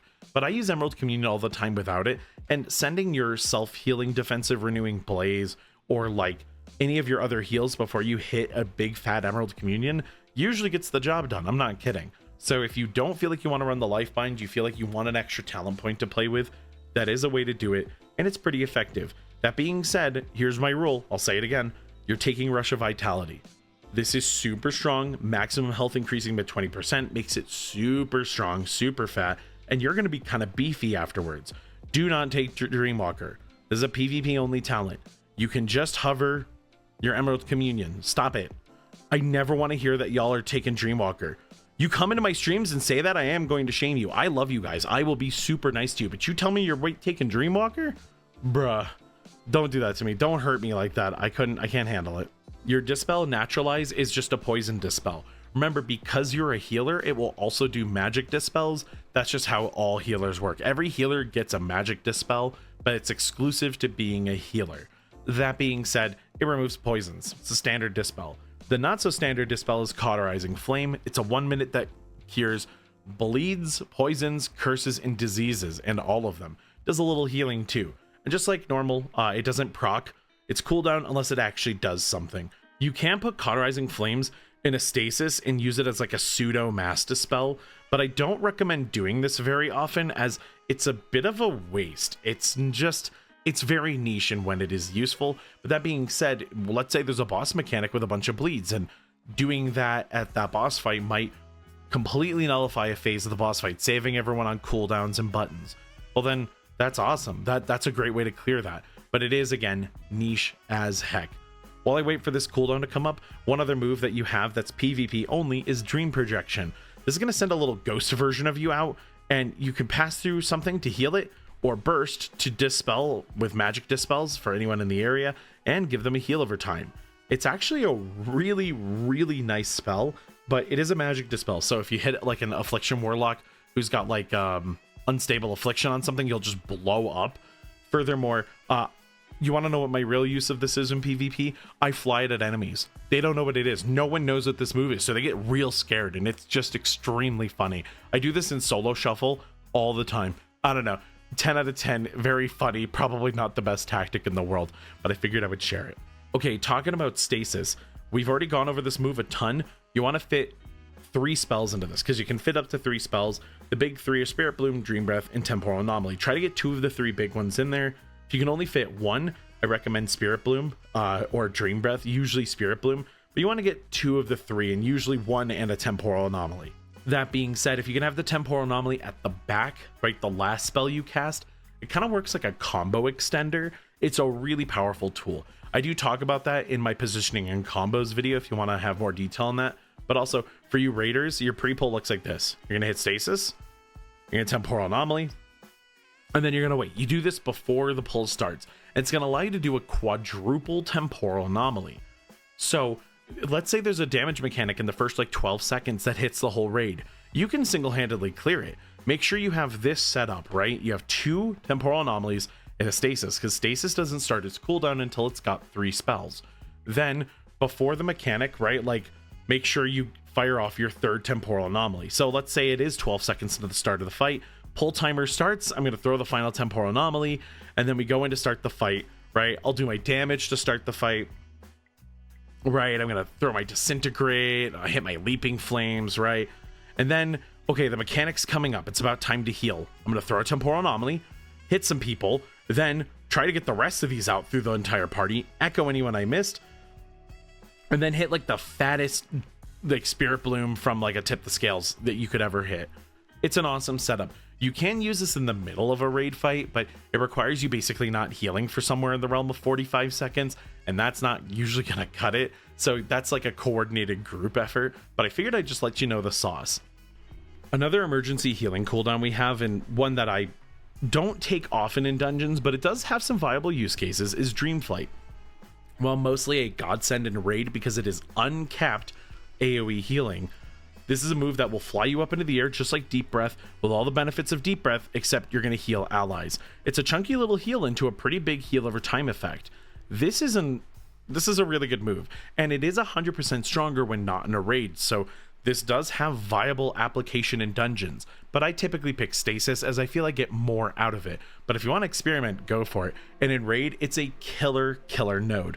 That being said, it is a capstone, so you do usually have to get rid of stuff. This is not what I would recommend. I just wanted to get over here to show y'all, but it's a little hard. You have to find what nodes you're willing to get rid of in order to get over here. Now let's talk defensives. Time Dilation is one of the best externals in the game. 1 minute cooldown, 50% DR. The 50% damage they would have been taken is going to be dealt over time instead of to their face. This makes you a monk, a brewmaster, you get stagger. It's incredible. Use this to save everyone's life. Use it on brewmasters, it's particularly funny on them, but this is a goated move. Use Time Dilation. Your other external is Rescue. Now, I don't have any rescue footage prepared, but you pick someone up and you put them down. You'll clear any movement impairing effects, and because of Twin Guardians in your talent tree, it's actually going to provide a 30% shield for you and the homie. That being said, you're going to use Rescue to move people. And this is the only time I'm going to sound mean other than the end of this video. And realistically, use Rescue to move people, and if they got a problem with that, they can die. I know that sounds horrifying, but no, like realistically, if people aren't positioning to help the preservation player, especially in high keys, that's a little embarrassing. And it's not hard to do either. They can even be like right on your butt and it'll still work. I have a whole positioning video and combo video, again, if you want to go watch that, that'll really dive into that. But the short version is 90% of the time I rescue people and it's not a big deal. Some people genuinely don't know how it works or how preservation works. So make sure that you explain to people you're kind about it, like, hey, I'm rescuing you because you're really out of range. And most people won't have a problem. Most people figure it out when there's language barriers. I've never had to breach the language barrier because I rescued the player and they were like, oh, okay, that's what they want me to do. So it's pretty easy to take care of. If you don't want this to mouse over, I do have a macro. I should have it linked below, but if I don't, my apologies. But this is essentially a no mouse over macro so that you can always click cast where you want this to go. I just had some issues where I pick up the wrong person and then someone dies and it's a terrible feeling. But Rescue is a defensive, it's an external, and it's good. So is Zephyr. It's a 2-minute that will lift you and 4 nearby allies up within 20 yards and you take 20% reduced damage from area of effect. This is called Avoidance and it's really strong. That being said, while it is really strong, it doesn't work with everything. There are certain moves that don't qualify. Actually, this person just sent out Entropic Rift. This Avoidance would work on, right? Because it's an area of effect. It's hitting multiple things. Swirlies, Dangerous Wind, that all works with Zephyr. But if, say, you were to get hit by a Shadow Bolt volley, well, that's a bunch of single target spells hitting multiple targets. That's not going to qualify. So Zephyr is very useful. It has some, there's also some weird applications, like Rashanan in Dawnbreaker does a bunch of damage at the start of Acid Spray, and then Acid Spray is a dot on everyone. Zephyr doesn't help with the dot, but it does help with the initial burst of damage. So there's some interesting applications for Zephyr. You're going to want to experiment and figure out where they go. On the personal side of things, you have Obsidian Scales. It's a 30% DR, 12 seconds, 1.5 minute recharge. It's a defensive. Now, on off the global cooldown, we have Renewing Blaze. This is a 1.5 minute to 1 minute cooldown depending on your talents. Basically, for the next 8 seconds, you heal back 100% of the damage taken, and it's unscaled, so like you can't get healing bonuses that increase how much you heal back. It's just going to do a raw throughput, like you took this much damage, you heal this much damage, right? It's very straightforward. That being said, it is off the global cooldown, so you can combine it real easy with an Obsidian Scale, or send it on its own to help you with Mastery, because it'll help keep your health bar up. It's a go-to for me. I really, really like it. Okay, now onto the crowd control and utility sides of the kit. First things first, Bloodlust, Fury of the Aspects. 30% haste, gives it to everyone for 40 seconds. You get a 10-minute debuff where you can't use it, similar to every other Bloodlust effect in the game. But this one's the best because you get the power of Rainbow Dragons, and that's simply better than anything else in the game. Blessing of Bronze is your raid buff. Make sure to give this one out frequently. It just reduces movement, your major movement ability. Now this is different for every spec. For us, it's Hover, which is going to make your Hover a 26-second recharge as opposed to 30 seconds. But for like Priest, it's Leap of Faith, you know, where they pull somebody. It's a little goofy, but it's a nice thing to give out. Everyone kind of benefits from it, even if some characters benefit from it less.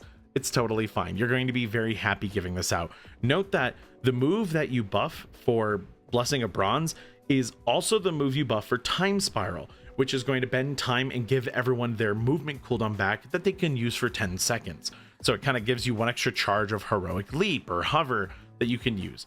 Very cool talent. Does have some use case in dungeons, mostly a raid and PvP thing, but it's a great talent if you want to take it. And while I'm here, Spatial Paradox, this makes it so you have 100% more range and you can move freely, and another friendly healer. You're gonna use this for friendly healer and raid. Don't take this for yourself, because you actually get more benefit out of Time Spiral and getting an extra hover charge on a 2-minute, giving it to everyone, than you do Spatial Paradox. That being said, let's say you have a Discipline Priest that wants to ramp during a mechanic, but unfortunately has to move during the mechanic. Spatial Paradox will let you and them move freely while casting. That's pretty broken. So it does have some pretty important use cases, but if you want to use one of these two in dungeons, you're basically always going to want to use Time Spiral. 100% range is very, very, very funny, but it's not necessarily very helpful all the time, so it's not really worth its 3-minute cooldown. If this was reduced by 100% outside of dungeons, I actually think I might take it. Dev team, if you're listening, hey. Mass Return is a mass resurrection. Note that resurrection will work like if you enter combat while casting resurrection, it will normally finish. While Mass Return, if you enter combat, will knock you out of the spell cast because you entered combat. But Mass Return doesn't require you targeting someone. So you can like res people through walls, you can res people from a bazillion, it's 100 yards. It's awesome. So Mass Return has some unique benefits. If this is your first time playing healer, I figured I'd just let you know. And that's true for every AoE heal, like resurrection skill, across all of the healers. Oppressing Roar increases crowd control duration. We talked about it a bit when we said Dream Breath, but if you hit an enemy with this and then like a Sigil of Silence goes off, that's like a bazillion seconds of silence. A Hammer of Justice, a Hajj, yeah, that's 7.5 seconds. Quell is a kick. This is a basic 25-yard, 40-second cooldown, kick the spell. It'll stop an enemy from casting a School of Magic for 4 seconds, but here's the important part. I recommend having Plater nameplates or better Blizzard nameplates, that's what it's called, or better Blizzard frames, I can't remember, but it's going to tell you who a spell is being targeted on someone. You need a method of knowing who's targeting what on who. As a healer with a 40-second kick, you're not going to want to just use a kick. You're going to want to know where the kick goes. So if you see a hunter getting targeted by 3 spells and you know that 3 earth bolts are going to kill someone, you can kick one and essentially save the hunter's life. But if you're using standard nameplates, you don't actually see any of that information. This is worth setting up. If you ever want to steal my Plater profile, I have an entire UI video I make basically every other season. So if you want to go check that out and steal it, you can. Better Blizzard nameplates will do it too. If you really like the Blizzard aesthetic and you just want one additional feature, that's a good one to use as well. Also in the crowd control department, Tail Swipe and Wing Buffet, which I call Wing Buffet. Tail Swipe knocks everyone up and slightly backwards. Wing Buffet knocks them very far backwards. These are 1 minutes when you're talented into them. If you decide to remove the talent point for an extra node, it's a 3-minute. So just know what you're doing when you do that. That being said, they're pretty useful. Note that Oppressing Roar doesn't affect these moves. I also wish to send an enemy to the moon, and maybe one day the dev team will let us do that. But for now, you're going to have to use multiple knockups in a row if you want to send something to the moon. You also have Landslide. This is a node that's located up here. Landslide is going to allow you to send out a path that will root enemies for 15 seconds. Damage will cancel the effect. So throw it out, root things. It's very niche in its use cases, but there are times you can use this to save someone's life, slow a target, root something that you don't want running into another mob. Whatever the case is, this move does have its purposes, so keep it around, but I don't think I used it more than once or twice this season, if that gives you an idea of like how little I had to use it this season. But there are seasons where it's seen more use, so you should know about it. Tip the Scales is a sort of an emergency cooldown when you're on Chronowarden. It's going to power you up significantly. You'll hear all about that in the hero talents, but it allows you to instantly cast one of your empowered spells. This makes it a damage move, a healing move, or whatever the heck move you want it to be.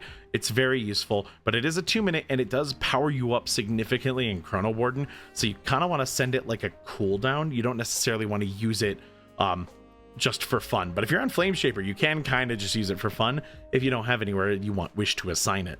Hover lets you dash around, right? Hover can be used in any direction. If you're in Chronowarden, it'll blink you, and you can cast while moving afterwards. Note that you can't cast while moving empowered spells. That's impossible unless it's like a pushback effect, but you can do things like Disintegrate. Now, we do have a button called Visage. This will switch your form back to your visage, and until we can get customizable visage forms where we can be like whatever race we want, because I want to be a panda. I ask in every interview, I swear to God, I'm telling them how much I want this feature. I promise you. That being said, I don't really like my visage form. I am here to be a dragon. This will turn on some health regeneration, but it's not that good.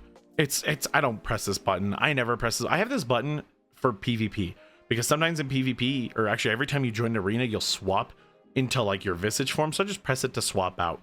Honest to God, you don't need to even have this on your bar unless you want to correct anything. Like if you ever accidentally kicked into your visage form, you can use it to leave. If you want to be in your visage form, fine. But also, if you talk any crap about dragons in this video, I will refer you to the end of the video where I say basically the only mean thing I'm ever going to say in my videos.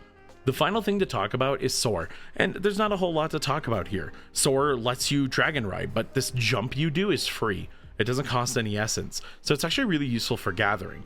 I love the fantasy of flying around as a dragon, and this is actually one of my favorite things to do. So you don't have to use this. If you have a favorite mount, you can put Dragthyr on a mount just fine. Like I love my Tazavish glider, so sometimes you can see me flying around on this just because I love it so much. But yeah, Soar is a very cool cooldown. Oh, I'm in war mode. Oh, good lord, I don't have any PvP gear on. That being said, one of the coolest features you can do with Soar, and you can customize it in your flight menu, is that Dragthyr of any variety can fly in a squadron. This actually allows you to be next to a friend that's in your like group, and when you hit Soar, they'll soar, and you'll all fly together like a squadron of planes. It is actually super cool, worth trying out. But if you get motion sick or you don't want someone else flying you around like that by accident or trolling you, you can just opt out of it as well. That's going to do it for spells. If I did miss any, I'm so sorry. This is a really hard segment to record, but let's move on to the next section. Now it's time to talk about talents. Now I do want to note, hero talents is its own separate section, but I'm going to be kind of schmoovin' through this one as we don't need to read every single talent. Some of them are just our abilities. So I'm going to highlight some of the important ones, some of the swaps you might want to take. We're going to start with the Evoker side of the tree, then the Preservation side of the tree. I'll try to have them marked separately down in the table of contents in case you're looking for one or the other. On Preservation Evoker, you want to grab basically all of the starting nodes. I really like Natural Convergence. If you end up not running Energy Loop for some reason, you can get rid of Natural Convergence, but then you need to find an alternative way to your kick, and so I just like going this route in general. Your Wing Buffet cooldown is here. The second charge of Obsidian skills, your defensive is here. Tail Swipe's cooldown being reduced is right here. This is your Dispel. This is Verdant Embrace. This just makes your Living Flame do more damage and healing, which is fantastic. Always grab that. This node over here is Innate Magic. This is if you want to run something with higher essence regeneration, but it comes back on its own pretty quickly without a lot of modifiers. Most builds don't need to run this, but there are some places where you might find that the essence regeneration really helps. And if you have a lot of haste, this will compound with that, I think, in a way that is quite nice. So it's not for every build, so you generally don't have to run it. Scarlet Adaptation just takes your effective healing and it throws it onto your next living flame. It's a nice way to kind of boost your damage after you've done healing for a bit. It's nice. If in a pinch you need to get rid of this, you can for another talent point, but it's not like it's mission critical. But I think the extra damage is basically always worth it. But there are times like, for instance, maybe I want that 1 minute renewing blaze, but I don't want to give up my stun. This could be a really good way to do it, but it does add up to quite a bit of damage, so I think Scarlet Adaptation's pretty worth it. Cauterize is here, the best spell in the game, which you have to take in order to get Sleepwalk. Please don't not take Cauterizing Flame. That goes for Og and Dev as well. You should always be taking this. I shouldn't have to tell people that. I'll scream. I'll cry real tears. Below that, your healing done and healing received are increased by 6%. And then Emerald Blossom also heals 2 additional allies. This is 1 point, while the node over here that also connects down to Panacea is a 2-pointer. Sometimes you can swap which one you're using, but it does change your build on the bottom side. I was running low on some talent points, so I ended up going this route, but you can play with having extended flight. Having extended flight's awesome. It goes a really long way. On the left side, here's where Ancient Flame lies. This cool talent, Recall, up here, I should talk about it before we move on. Whenever you use Deep Breath or Dream Flight, you can actually just return to your original location. You have 3 seconds after you land. It's very cool, but mostly used in PvP for like mix-ups and to like make people second guess where you're going. It doesn't have a lot of uses, not really worth the talent point in PvE, but it is really cool and you might really like it. Tailwind just increases your movement speed with hover for the first 4 seconds, which is nice, but I haven't found a ton of places I've ever wanted to use this, so I end up not grabbing it. Instinctive Arcana, your magic damage will get increased to 4% with both the talent nodes. This is actually an awesome slot, but only be grabbing this when you're not in super high keys. When you're starting to push your limits, you want to get rid of this for other utility, but like you can definitely do something like this if you want for fun and like have a good time, or maybe something like this, have a 3-minute tail swipe instead of a 1 minute for some damage. Yeah, you know what? When you're first doing dungeons, that's totally fine. But if they ever start getting even remotely hard, this is the first place to kind of get rid of some talent points. But your leech is increased by 2%. You don't need this as a healer. Leech on healer gets a lot of value, but you don't really need it. And this isn't worth the 3 talent points it requires to get here. So ditch it. Tip the Scales is right here, which will connect into Draconic Legacy. You always want to take this. You get 6% increased stamina, and Renewing Blaze is right below it. So it's very important you go there. Inherent Resistance is just magic resistance that you get naturally. Please grab this. It's awesome. You can get rid of this for some damage if you like, if you want to do something like this for fun. But again, when the dungeons are even remotely tough, it's not worth it. Blast Furnace just makes Fire Breath's damage over time last 4 seconds longer. This means you always get a little bit of damage over time on it. It's just some extra damage, and it's a nice connecting node for some stuff down here. You can get rid of it though, as this only affects the damage over time, not the damage component from a full charge. So if you are strapped for a point, you can get rid of Blast Furnace. If you do a Flameshaper build, I don't recommend getting rid of this point, but that's a very specific Flameshaper thing, and we'll talk about that later. That connects to Oppressing Roar. This is the 2 minute that makes things take extra crowd control duration. One of your best friends, definitely grab it. If you don't think you need it though, and there's a lot of shields in the next season, which I can't honestly recall if there's a lot of shields, but this season 1, there was a lot of shields. Unravel just does a lot of damage to shields. It's actually super cool. I really like this talent, but oftentimes this is better, but you should know Unravel's there. Unravel in PvP is actually kind of awesome depending on the team comp, so this can pay its work. Protracted Talons isn't worth it. As your strike damages 1 additional enemy means that your basic moving and attacking move, Azure Strike, is already niche in its own right, and it does a little bit more damage. I think it does more than a Living Flame on its own, but Living Flame gives you Essence Burst, and Azure Strike does not on Preservation Evoker. So even though you might get slightly more damage in AoE than just throwing Living Flames, it's not worth it, like ever. Like there's always a benefit to getting more Essence Burst as a healer, and that even can convert into more damage, which will then eventually outdo whatever you did extra in AoE. And in single target, it's worthless. So I wouldn't grab this. Overawe is an augment to Oppressing Roar. It's going to make it remove 1 enrage effect from each enemy, and its cooldown will be reduced by 30 seconds. It's cool, but it's extremely niche, as it's a whole talent point just to get a single enrage, and then it's a minute 30 de-enrage. It's only kind of worth it these days, so I would only grab it if it's absolutely mandatory. Oppressing Roar is good, overall is less good these days, and you won't be using it too often. Right here below Renewing Blaze is of course either, I think it's Foci of Life, I still never learned how to pronounce this. Renewing Blaze restores you more quickly, causing damage you take to be healed back over 4 seconds instead of the full 8. This is cool, but Fire Within is taken basically every time because a 1 minute Renewing Blaze is a really good boon to the player.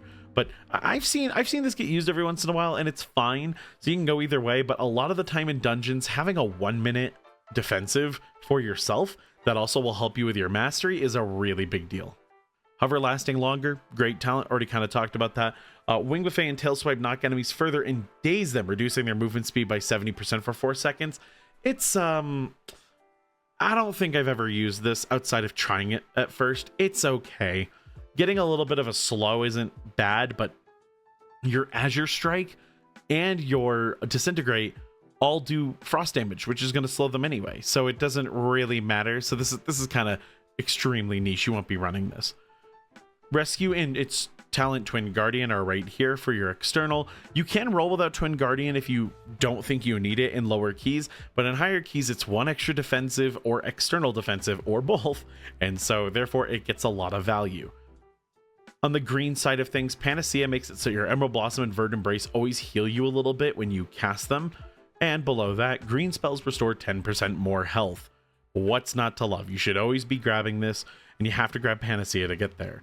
Source of Magic and Potent Mana give mana per charge level of your empowerment level and 3% damage and healing, but only to another healer, not to you. So you never ever have to grab this, but AUG and Dev players should basically always grab this. But for you, Prez player, you can ignore these because you can't put it on yourself. And Raid though, make sure you grab it to give to another healer.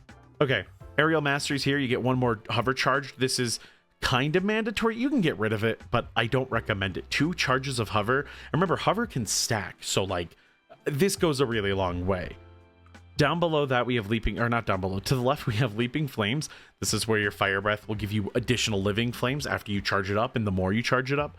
Terror of the Skies making Deep Breath a stun is right here. You can get rid of this. There's a lot of stuns in the game, so oftentimes you're going to get diminishing returns to the point where you don't stun the monster anymore. So sometimes this is worth getting rid of, but a lot of the times I find it's useful later in a pull, so I like to take it. When it comes to Time Spiral or Spatial Paradox is very useful. I mean, 100% more range for 10 seconds, and you can cast while moving without having to cast hover. It'll give it to the nearest healer, but it also will give it to you. So it's just going to give it to you. At 3 minutes, this isn't worth it. It's a really good raid talent, but there aren't a lot of places where I personally would use Spatial Paradox as a Pres Evoker. In raid, though, there's a lot of times where maybe a mechanic can be healed by a Disc Priest, but they have to cast while moving, and this is how you give it to them. That being said, Time Spiral sometimes is worth it because restoring a movement ability will restore it to everyone, and then for you, you get an extra charge of hover. So you can like hover, Time Spiral, hover, and have like quite a lot of time on your hands to be hovering. Zephyr's down here, again, a phenomenal avoidance defensive you can give to your teammates. You should always be grabbing it. Okay, onto the preservation side of the tree. You're going to be taking everything up here. Here's where Echo is, Dream Breath, Reversion, Essence Burst, and Rewind are all located here. Temporal Compression is that each time you cast a bronze spell, it causes your next Empower spell to reach maximum level in 10% less time, stacking up to 4 times. Our Season 1 tier set used this to also power up our spells up to 40%, our empowered spells. That being said, it's just going to speed you up every once in a while. It's nice. Stacking Temporal Compression will happen naturally, and if you really want to stack it up before a pull, you can always hit things like your raid buff, Blessing of Bronze, to make sure that it gets out everywhere. Here, Essence Burst gets its second charge, here's where Spirit Bloom is, and here's where Time Dilation is. Again, all important spells that you're going to be grabbing. This is the beginner build that I linked down below earlier, if you were following along in the walkthrough. So we've already gone over a lot of these, so we'll talk about some of the more optional talents as we go. Spirit Bloom's cooldown being reduced by 10 seconds, obviously very strong. Having your essence regeneration go up does have some uses, but it's always for like off-meta builds and Blossom builds. It's less something that you use all the time, and this is just so powerful because otherwise it's 2 30-second cooldowns. 20 seconds makes a pretty big difference. Like having a 20-second instead of a 30-second makes a pretty big difference. So I highly recommend this. Font of Magic, your empowered spells increase their level by 1. This lets you hit that level 4 Spirit Bloom and Fire Breath. Depending on how heavy the healing is, you can sometimes get away without running this, but it's always a risk. But with a couple of echoes, you can kind of make up the difference in healing. But that's going to entirely depend on the healing and damage profiles of the upcoming dungeons. If you're stretched thin for heals, you can't get rid of Font of Magic. If you feel like you're overhealing and doing a fine job of keeping people up, get rid of it and use it somewhere else if you'd like. But it has a lot of benefits to having it, so if you're not sure, basically always take it. Here's where Golden Hour is, Temporal Anomaly, Resonating Sphere, which gives out the AoE echoes. Nozdormu's teaching is so tempting. This always looks so viable, and there's some players that play with it that do wonderful work. But the amount of value you lose by not having those AoE echoes is kind of massive. I don't play like this. Some people do experiment with it, so if you want to have fun with it, go for it. But I think in terms of your strongest healing builds, especially when pugging, it's always going to be Resonating Sphere. Right here is an effect for time dilation. You can either make it a 70% DR, or you can reduce its cooldown every time you cast an Essence ability. These actually have some use cases when you need a thicker defensive, or you need it more often by a couple seconds, but that's it. Normally you're not running these, as time dilation is already strong enough at 50%, you don't really need it at 70. Time Lord Echo replicates more healing, which is what makes the AoE echoes and the single target echoes so good. Flow State, you'll maybe want this in PvP because it's awesome. Whenever you hit an empowered spell, you get, at 2 points, 10% faster time, increasing movement speed, cooldown recharge rate, and cast speed. The last 10 seconds, it's awesome. It feels like a mini power infusion every single time you cast an empowered spell. That being said, it's a little hard to get the talent points of this without reducing your healing by a significant amount, but it is really fun. In Battleground Blitz in PvP, I recommend using it a lot, and in arenas, it has some uses. It sometimes can really clutch out a match. I think Flow State's awesome, but when it comes to dungeons, it can be a little hard to grab, so unfortunately, you might be missing this one. Over here on the left side, here's where Dreamwalker and Rush of Vitality are. Here's the thing with Dreamwalker, don't take it. I said it earlier, don't do this. This is a PvP talent. In PvP, you're going to use your hover charges multiple times in a row, and sometimes you're going to need to be able to hit your Emerald Communion, but you're in the middle of combat, right? Like, you can't necessarily like hold a hover charge for it. So yeah, and you don't need the bonus healing. It's so good in PvP. This move is fine on its own, so Dreamwalker is good.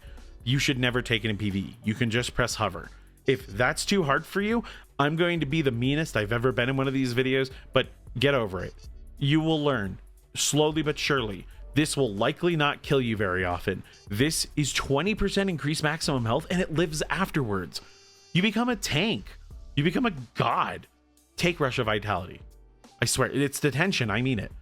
Fluttering Seedlings is for the Blossom build, and so is Field of Dreams. They're very cool, but they're niche and in the Blossom territory, and that's not something I'm very good at. I don't really play it. So I'm going to defer that to a creator who talks about it. I don't recommend you ever take them unless you know what you're doing with Blossoms. But Exhilarating Burst is here for the crit people. 230 and 260% healing instead of the usual 200% when you crit. You get Essence Burst so often. This is an incredible talent. You're going to get a lot of healing done. You do need a high crit chance to really get the mileage out of this, but I've run a full crit build that ran Exhilarating Burst at 2 talent points, and it was actually awesome. Very, very cool if you run high crit to run this. You don't need to, but I did find it was incredibly powerful and very fun to use. Power Nexus just increases your maximum essence to 6. In Raid, this can be taken sometimes. Blossom builds use it, but you really don't need the extra essence when you're running a standard build here. So I would just ignore this talent unless you're running one of those builds or you're in Raid, because then you can get one more Echo out with a full essence bar. So it has its uses. Call of Ysera, making your Verdant Embrace power up your Dream Breath and your Living Flame, is right here. Lifebind is right here. Again, you can get rid of this. And this is the part where, for anyone who goes like, why would you ever get rid of that? Because I always get someone in the comments section who just doesn't believe I test things. You don't need it. There are some very cool tricks for AoE healing and the Emerald Communion combo that are super powerful, but you can also heal without them. And there's no real downside. You're just changing where your healing profile goes. If there's a dungeon that requires a Verdant Embrace to be sent to survive a mechanic at a certain level, you know what? Yeah, you got to take Lifebind. But ultimately, I end up not taking this talent in preference of time of need, which I'll go over in a moment, and I'll explain why. But Lifebind is an excellent talent. If you want the extra AoE healing, like the Lifebind setups with Living Flame and all of that, it's pretty good. It's niche, but it's fun. And when it is powerful, when you are using it, it's extremely powerful. But that's mostly just Emerald Communion. So I'll leave that one to you.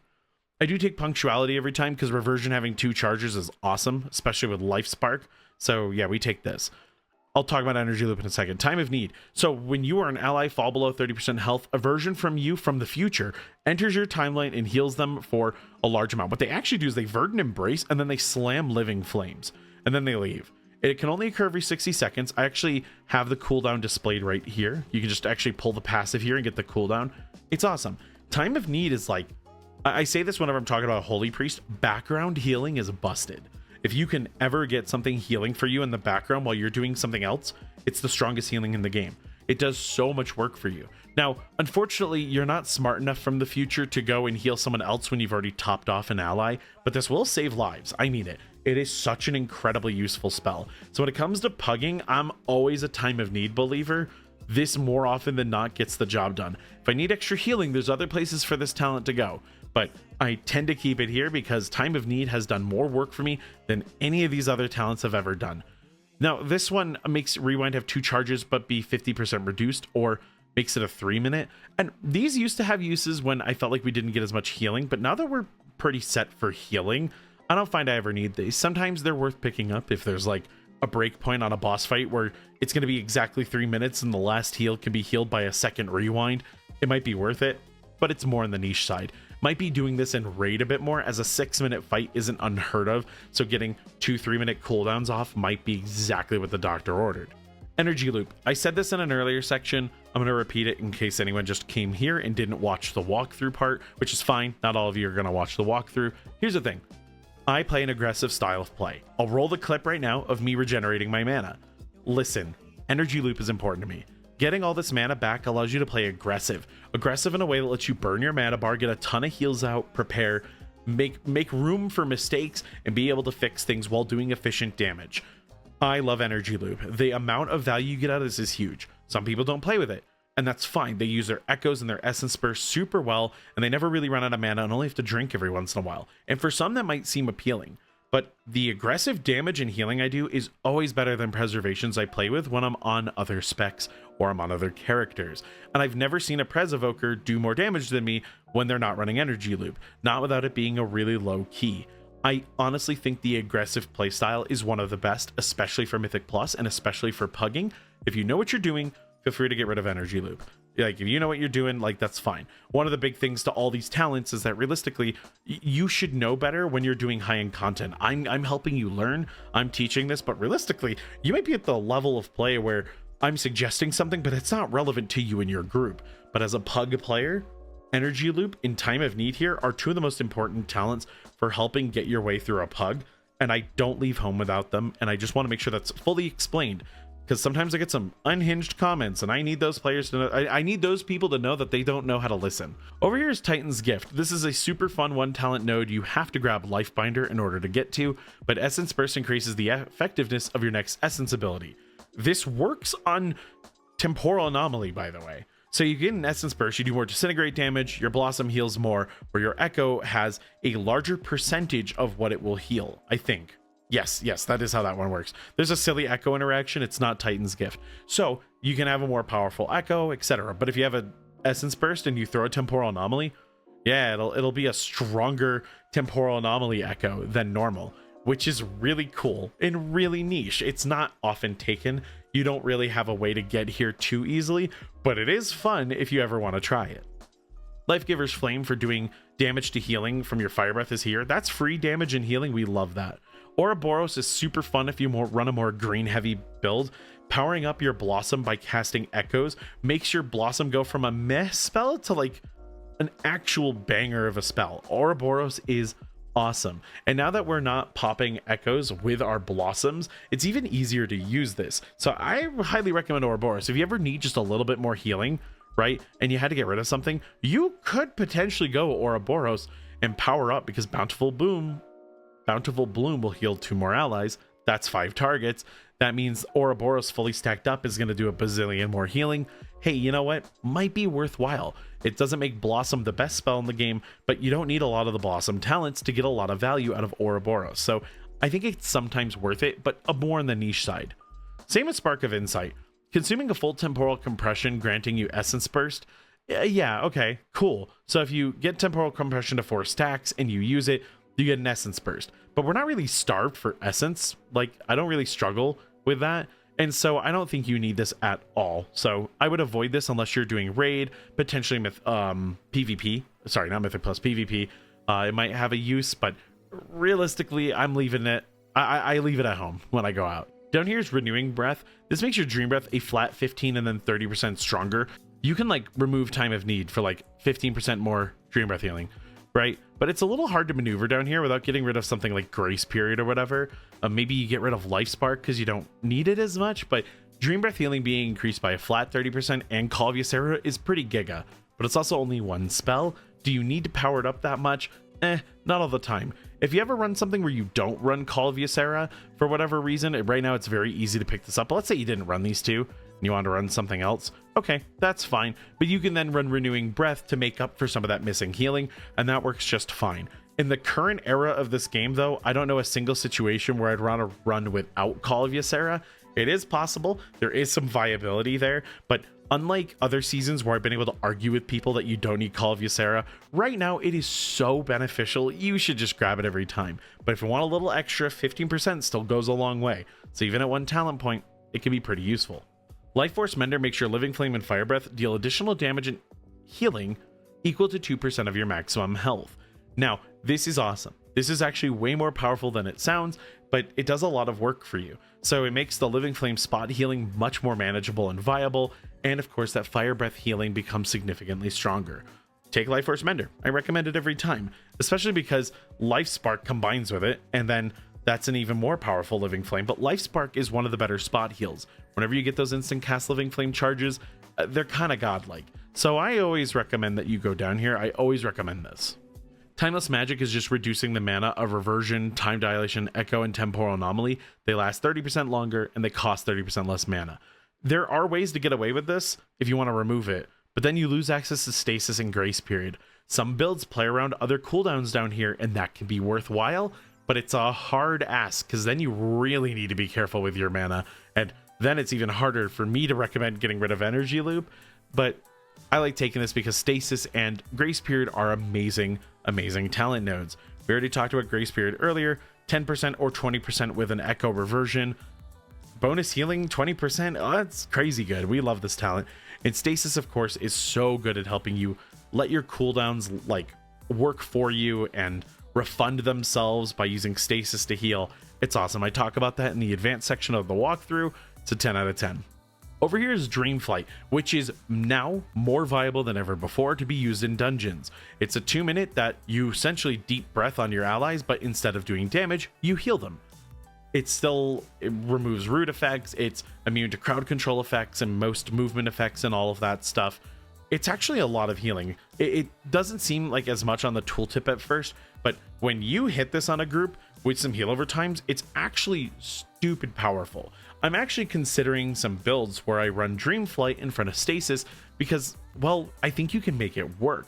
I think it's a pretty powerful button. That being said, Stasis feels more flexible in Mythic Plus, but in Raid, you're going to be taking Dreamflight all the time, and it's very, very good for the money. That healing increase 100% when not in a Raid is perfect for this ability, and allows for some cool alternative styles of play. Cycle of Life. Every 3 Emerald Blossoms leaves behind a tiny sprout which gathers 10% of your healing over 8 seconds. Then it will sprout and heal allies within 30 yards, divided evenly among targets. This is the Blossom build capstone. If you want to do something extremely cool with Blossoms, it's going to end with Cycle of Life and getting a lot of extra healing. Mostly a raid talent and a little hard to use. It's done some powerful work in the past. I don't know how well it's holding up these days, but you're never taking this in dungeons. In fact, I don't recommend you ever take this in dungeons, even with a Blossom build, because it doesn't always work out well. You have to time this and track it, and even if you take it just for passive healing, I feel like you get more out of another slot down in the capstones than Cycle of Life. But in Raid, there's been some crazy numbers posted by Blossom players because of this. Yeah, not sure about this expansion, but in Dragonflight it was phenomenal, so it's there if you end up getting into Blossoms. Okay, it's finally time to talk about hero talents. Before we dive into each tree, I just want to note both of these are totally viable for most forms of play. If you're not pushing higher end keys, you can make both work. That being said, Chronowarden is not only better in Mythic Plus on paper, but it's also a lot easier to play. Flameshaper is more nuanced, and while it does have some niche scenarios that are pretty cool to heal in, it's not usually better than Chronowarden when it comes to delving in Mythic Plus, but it is a lot of people's go-to for raid. If you don't want to think too hard about this, you can just go Chronowarden and you can raid, do PvP, Mythic Plus, delving, open world. It's amazing for all of it. Flameshaper has its purposes and it's very cool, but it is just harder and not always for a benefit that's worthwhile. Alright, let's start with Chronowarden. I'm not going to read all of these to you, I'm just going to kind of briefly go through them, but the main feature is Chrono Flame. Your living flame is replaced by a Chrono Flame. It does 15% of healing or damage you dealt to that target as additional follow-up damage or healing. So let's say you've hit someone with a heal and then you hit them with a Chrono Flame, you're going to get 15% of that healing onto them, but it does cap out at 205,000 right now at item level 639. To give you an idea, you don't really need to think about the effect, you just get this follow-up heal or follow-up damage that makes it excellent damage and excellent healing. Chrono Flame's great. The feature that makes this so powerful though is that After Image sends out Chrono Flames when you use your empowered spells.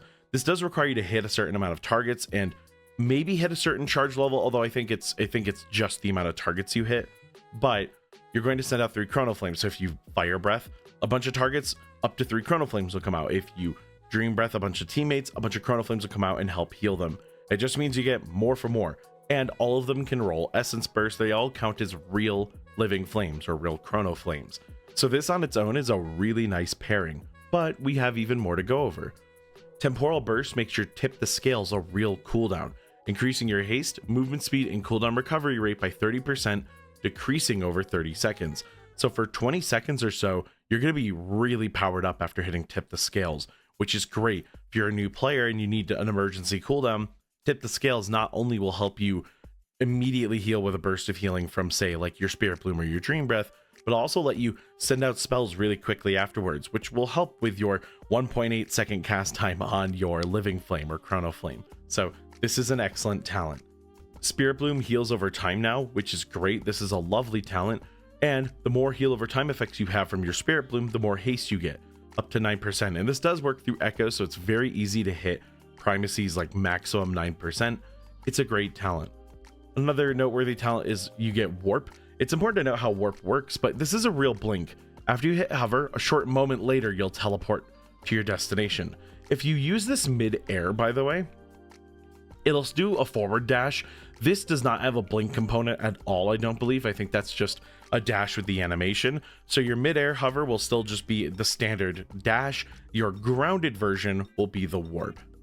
The choice node underneath Warp has either motes of acceleration, which drop these little bronze balls people can pick up for a 30-second move speed bonus for 20%. It's pretty powerful, but also pretty powerful. Temporality will allow you to have a 20% DR when you hit Warp. Now, it does reduce over 3 seconds, so you can essentially parry something with a hover. This is very cool when pushing like world records or the limits of your gear, but honestly, I find that motes of acceleration does a little bit more for me, but like temporality is amazing, so feel free to pick whichever one of these you'd like. Down here we have double time, which can be good in dungeons. I typically pick the other one, but don't feel like you can't take this. If you have a high crit chance, this is useful. Dream Breath and Fire Breath critically strike and extend the duration by 2 seconds up to a max of 12, just like Reversion actually, but this does a ton of work in raid. That being said, time convergence makes it so whenever you pop a non-defensive ability that has a 45-second or longer cooldown, you get a bunch of intellect. 5% intellect is a decent amount, so this is a very cool buff, and you can extend it, but you don't really need to track this one. It's just going to do work for you. That being said, there's no real wrong choice here. I might be changing to double time soon because I think I'm going to be running a little more crit. So just to give you an insight as to how flexible that is. Over here, we have another choice node. You can go Master of Destiny, which makes the Threads of Fate last longer. This will make it so after casting, you're getting your temporal burst by hitting Tip the Scales, excuse me, you're going to give someone a Threads of Fate and they get echoes on their moves, doing 15% of the damage or healing they did.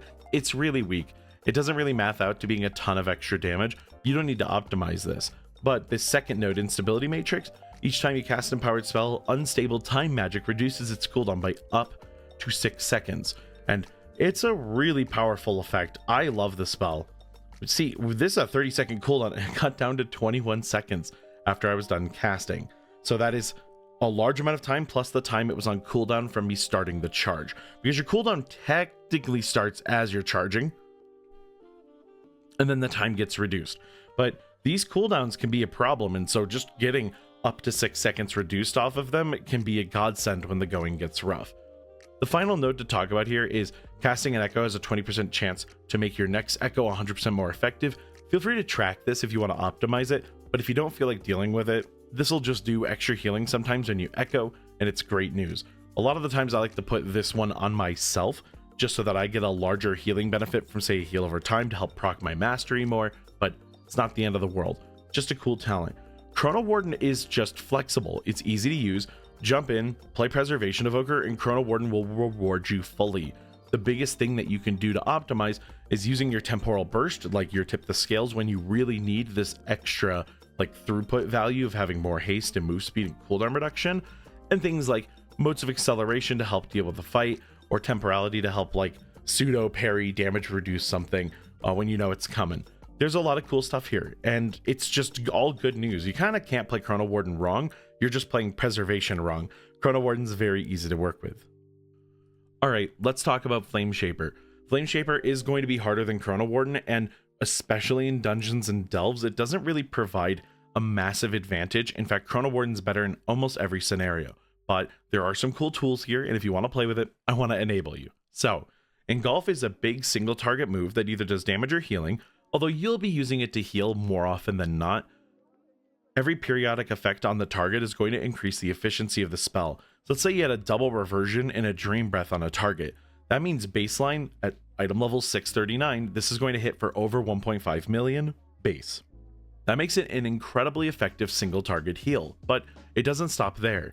Hitting an Engulf will reduce the cooldown of Fire Breath and Dream Breath by 6 seconds, which is a pretty big deal. In Consume Flame, when you hit an Engulf on a Dream Breath, it's going to take 2 seconds of that Dream Breath and detonate it at 300% of its value and heal everyone in the area. Now, it does deal reduced healing beyond 5 targets, so it is slightly better in dungeons than it is in raid in terms of like an AoE heal immediately, but in raid you're healing enough people that it basically always comes out on top. So this is mostly a raid utility, but you'll still be seeing the effects of it in dungeons quite often.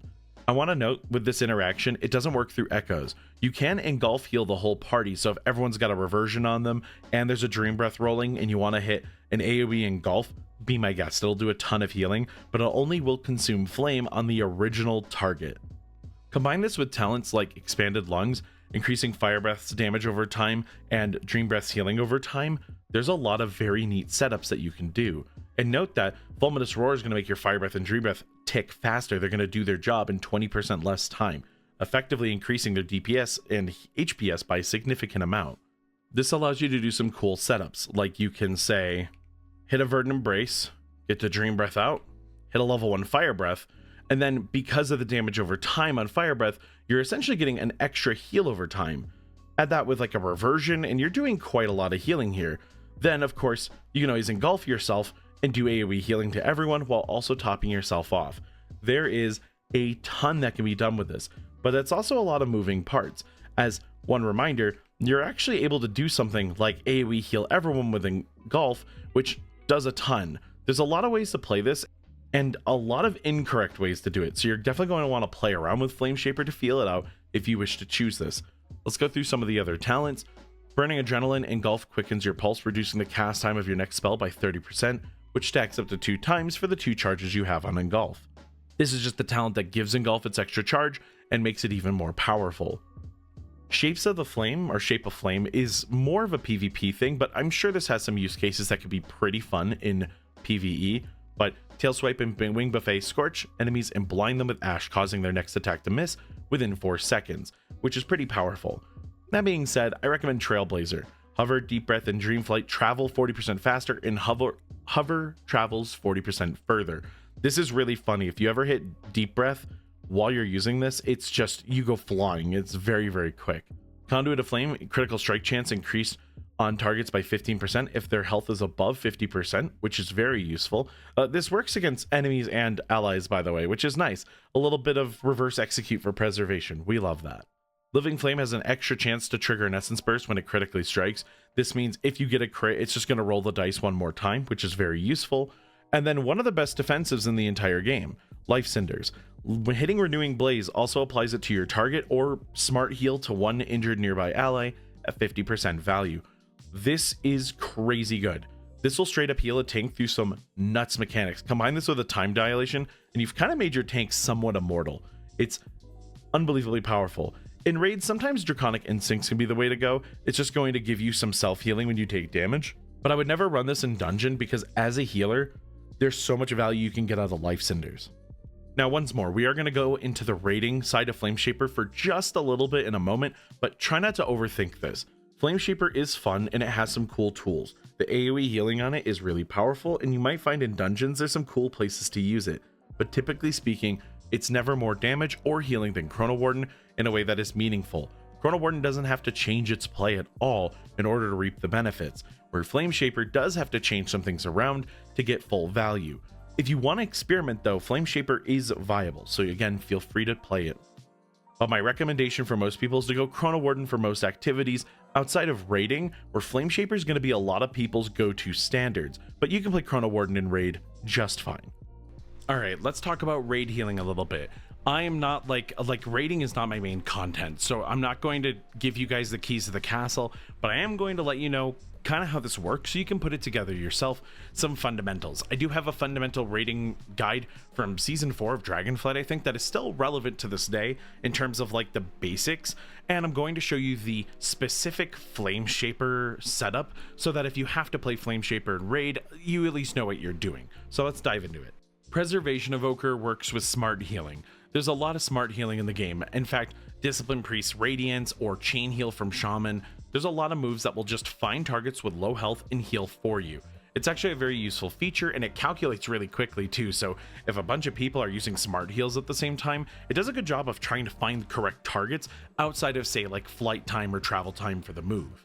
Your Spirit Bloom, your Dream Breath, your Spillover Healing from Emerald Communion, your Living Flames from Leaping Flames, they all know how to smart heal. Now, echoes do factor into this, but it's not always pretty, it's not always accurate, but your goal is to get out as many echoes as you can and then let smart healing take the wheel. So Chronowarden, Flameshaper, it doesn't matter. A lot of times you're gonna like throw temporal anomalies out, you're gonna get echoes out on as many targets as you possibly can. Oh god, there's so many people in the way. And then charge up some big Spirit Bloom right as the damage hits and heal everyone up. It's a really fun playstyle, and it's kind of on the easier side. Now, remember that echoes last somewhere in the realm of 18 seconds. You can get multiple temporal anomalies out. So it's possible to throw a temporal anomaly and then like go do damage, right? Maybe you get some of your mana back. Maybe you fish for some essence bursts with some living flames doing damage. That's like totally fine. Do this until it's time to heal again, right? You can echo targets up. Now it's time to heal. I'm going to throw another temporal anomaly, and then I'm going to charge up the Spirit Bloom and let it rip. And it is possible to heal 10 plus people with this kind of setup. It's very cool, but it requires a lot of timing. But that's the trick. When you're in your downtime, use Living Flames, Echoes, and Reversions to spot heal people up who still need healing. Use your Verdant Embrace, and then set up big Dream Breaths, whatever it is to get the job done. Sometimes you're setting up big Dream Breaths, sometimes you're setting up big Spirit Blooms, sometimes you're setting up big Verdant Embraces for a massive Lifebind setup to do some unholy amount of healing with Emerald Communion.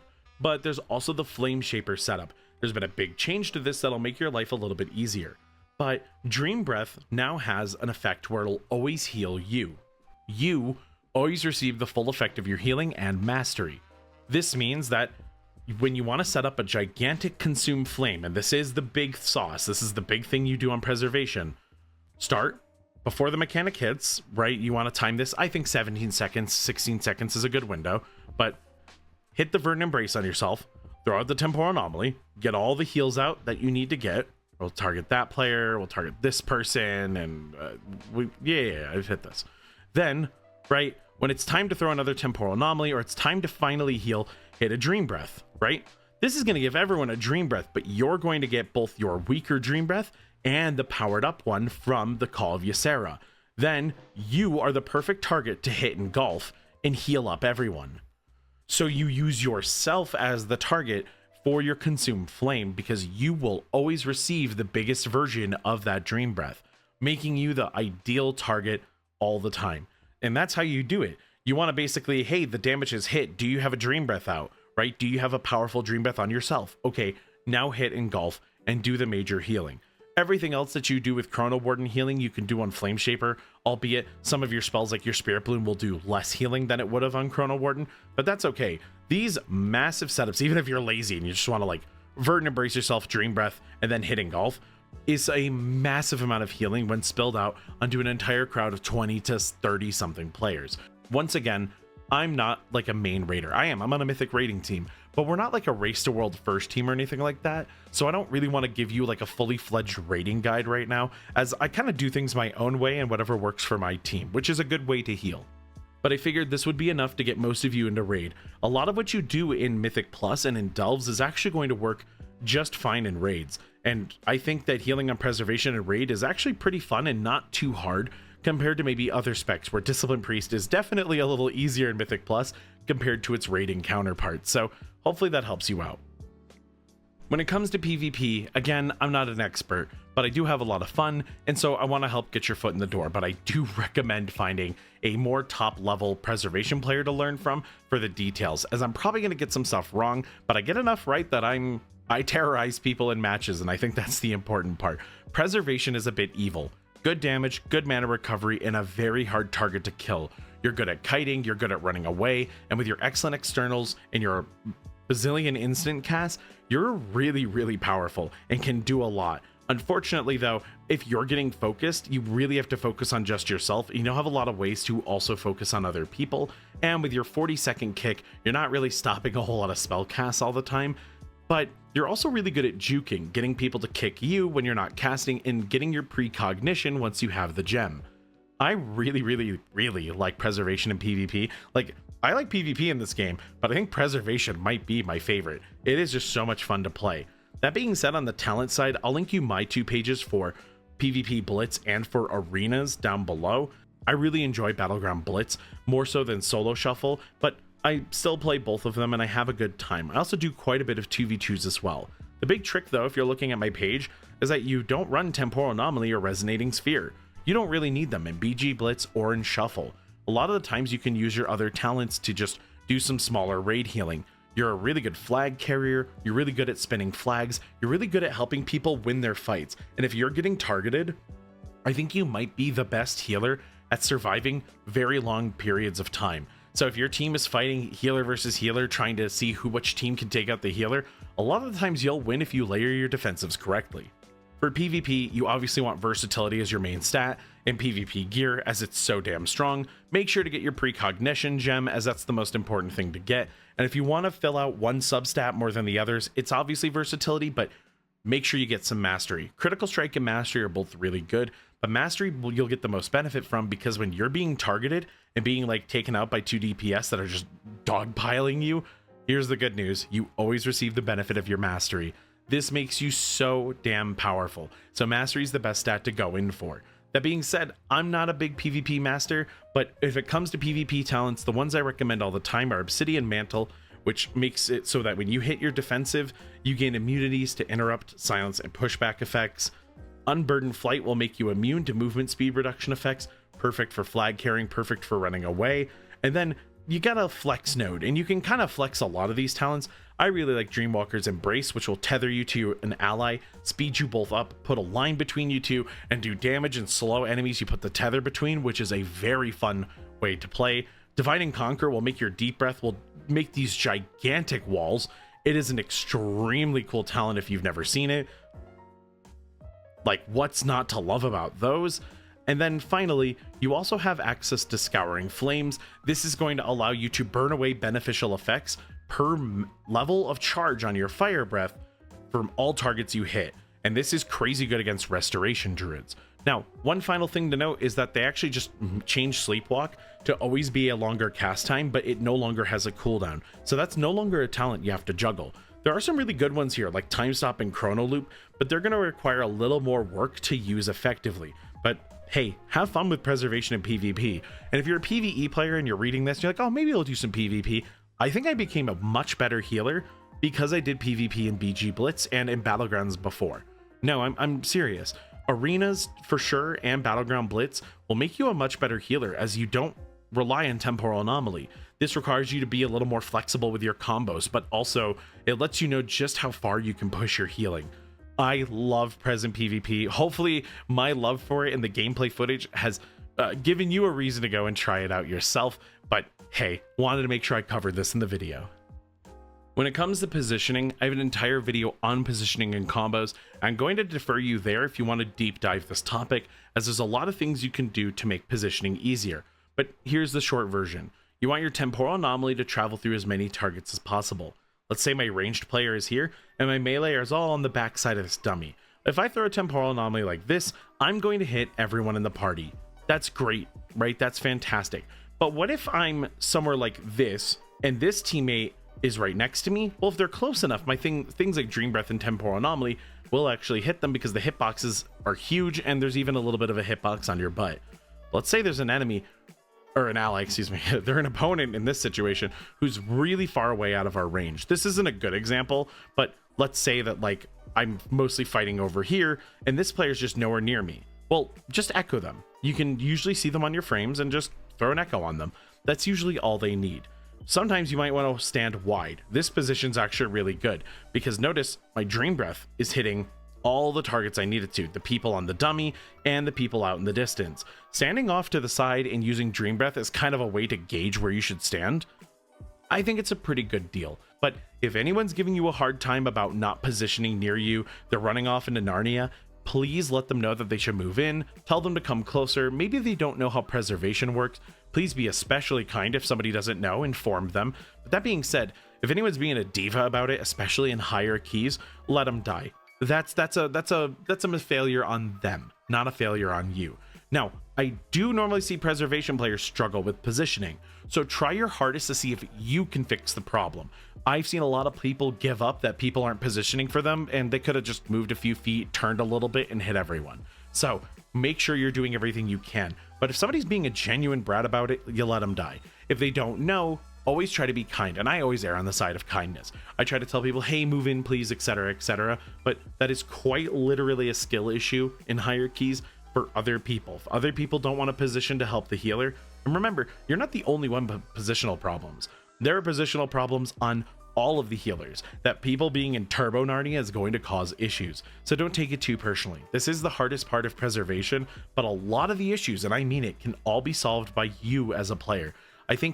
I really think it's somewhere in the range of 90% of my keys don't have any positional issues, where I can heal the target no matter where they are, I find a good spot to sit, and I make it happen. Maybe 5 to 10% of the time, it requires me to tell somebody to move in. Maybe that's closer to 15%, but no issues ever. Even with language barriers, sometimes I just move somebody and they get the memo like, oh, I was too far away, and they never make the mistake again. So rescue people as needed, talk to them, but if they are going to be like a jerk about it, seriously, let them die. That's a them problem. Don't take that personally. Or rather, maybe do take that personally. That's a them problem. Leave them off to die. Maybe the key fails. That's not really on you because somebody else refused to be flexible. This is a team game. We all work together. Do your best to accommodate, and hopefully they will accommodate with you. And hopefully you don't run into too many bad eggs. I really haven't. I think less than 3 or 4 of my dungeons this entire season, I had someone who was a brat about it. And I've played a lot of Preservation Evoker. So don't overthink this stuff. It's not too bad. I love Preservation Evoker. I'm always coming back to this spec. It's so much fun to play. It's such a joy to solve the problems and figure out solutions. There's that kind of moment where you make like a brilliant chess move. You feel all the pieces come together, you solve it, and you're like, oh, heck yeah, like I did that perfectly. It's nowhere near as hard as chess, obviously, it's easier. But that being said, doing it in motion feels great. Blasting damage, huge powerful spells, you really do feel like a dragon. But I like that it follows the dragon fantasy. Great power, great responsibility. Play your cooldowns wrong, make a mistake, you really feel it on Prez, but you got the tools to fix them. It's not even bad at healing in pugs. It's just hard to heal in pugs, but it's got all the tools you need to keep people alive, rescue them, save lives, and help with the damage and everything. can't play it enough. I have so much fun with this. So if I missed anything, you have a question, let me know down below. There is a table of contents. There's so much to go through. So if you need to double check a section, please, by all means. But I do forget things sometimes. So if I did forget something mission critical, let me know. If you want like my imports, all of my, other than talent strings, those should all be in the description. But if you want anything else from the video, like my plater profiles or anything else I use, I have an interface video. My biggest flex in this world is if you write Bowser interface into Google, you'll find one of my interface videos, but I do have a War Within one if you want to go check that out and get everything else. Thank you all so much for watching.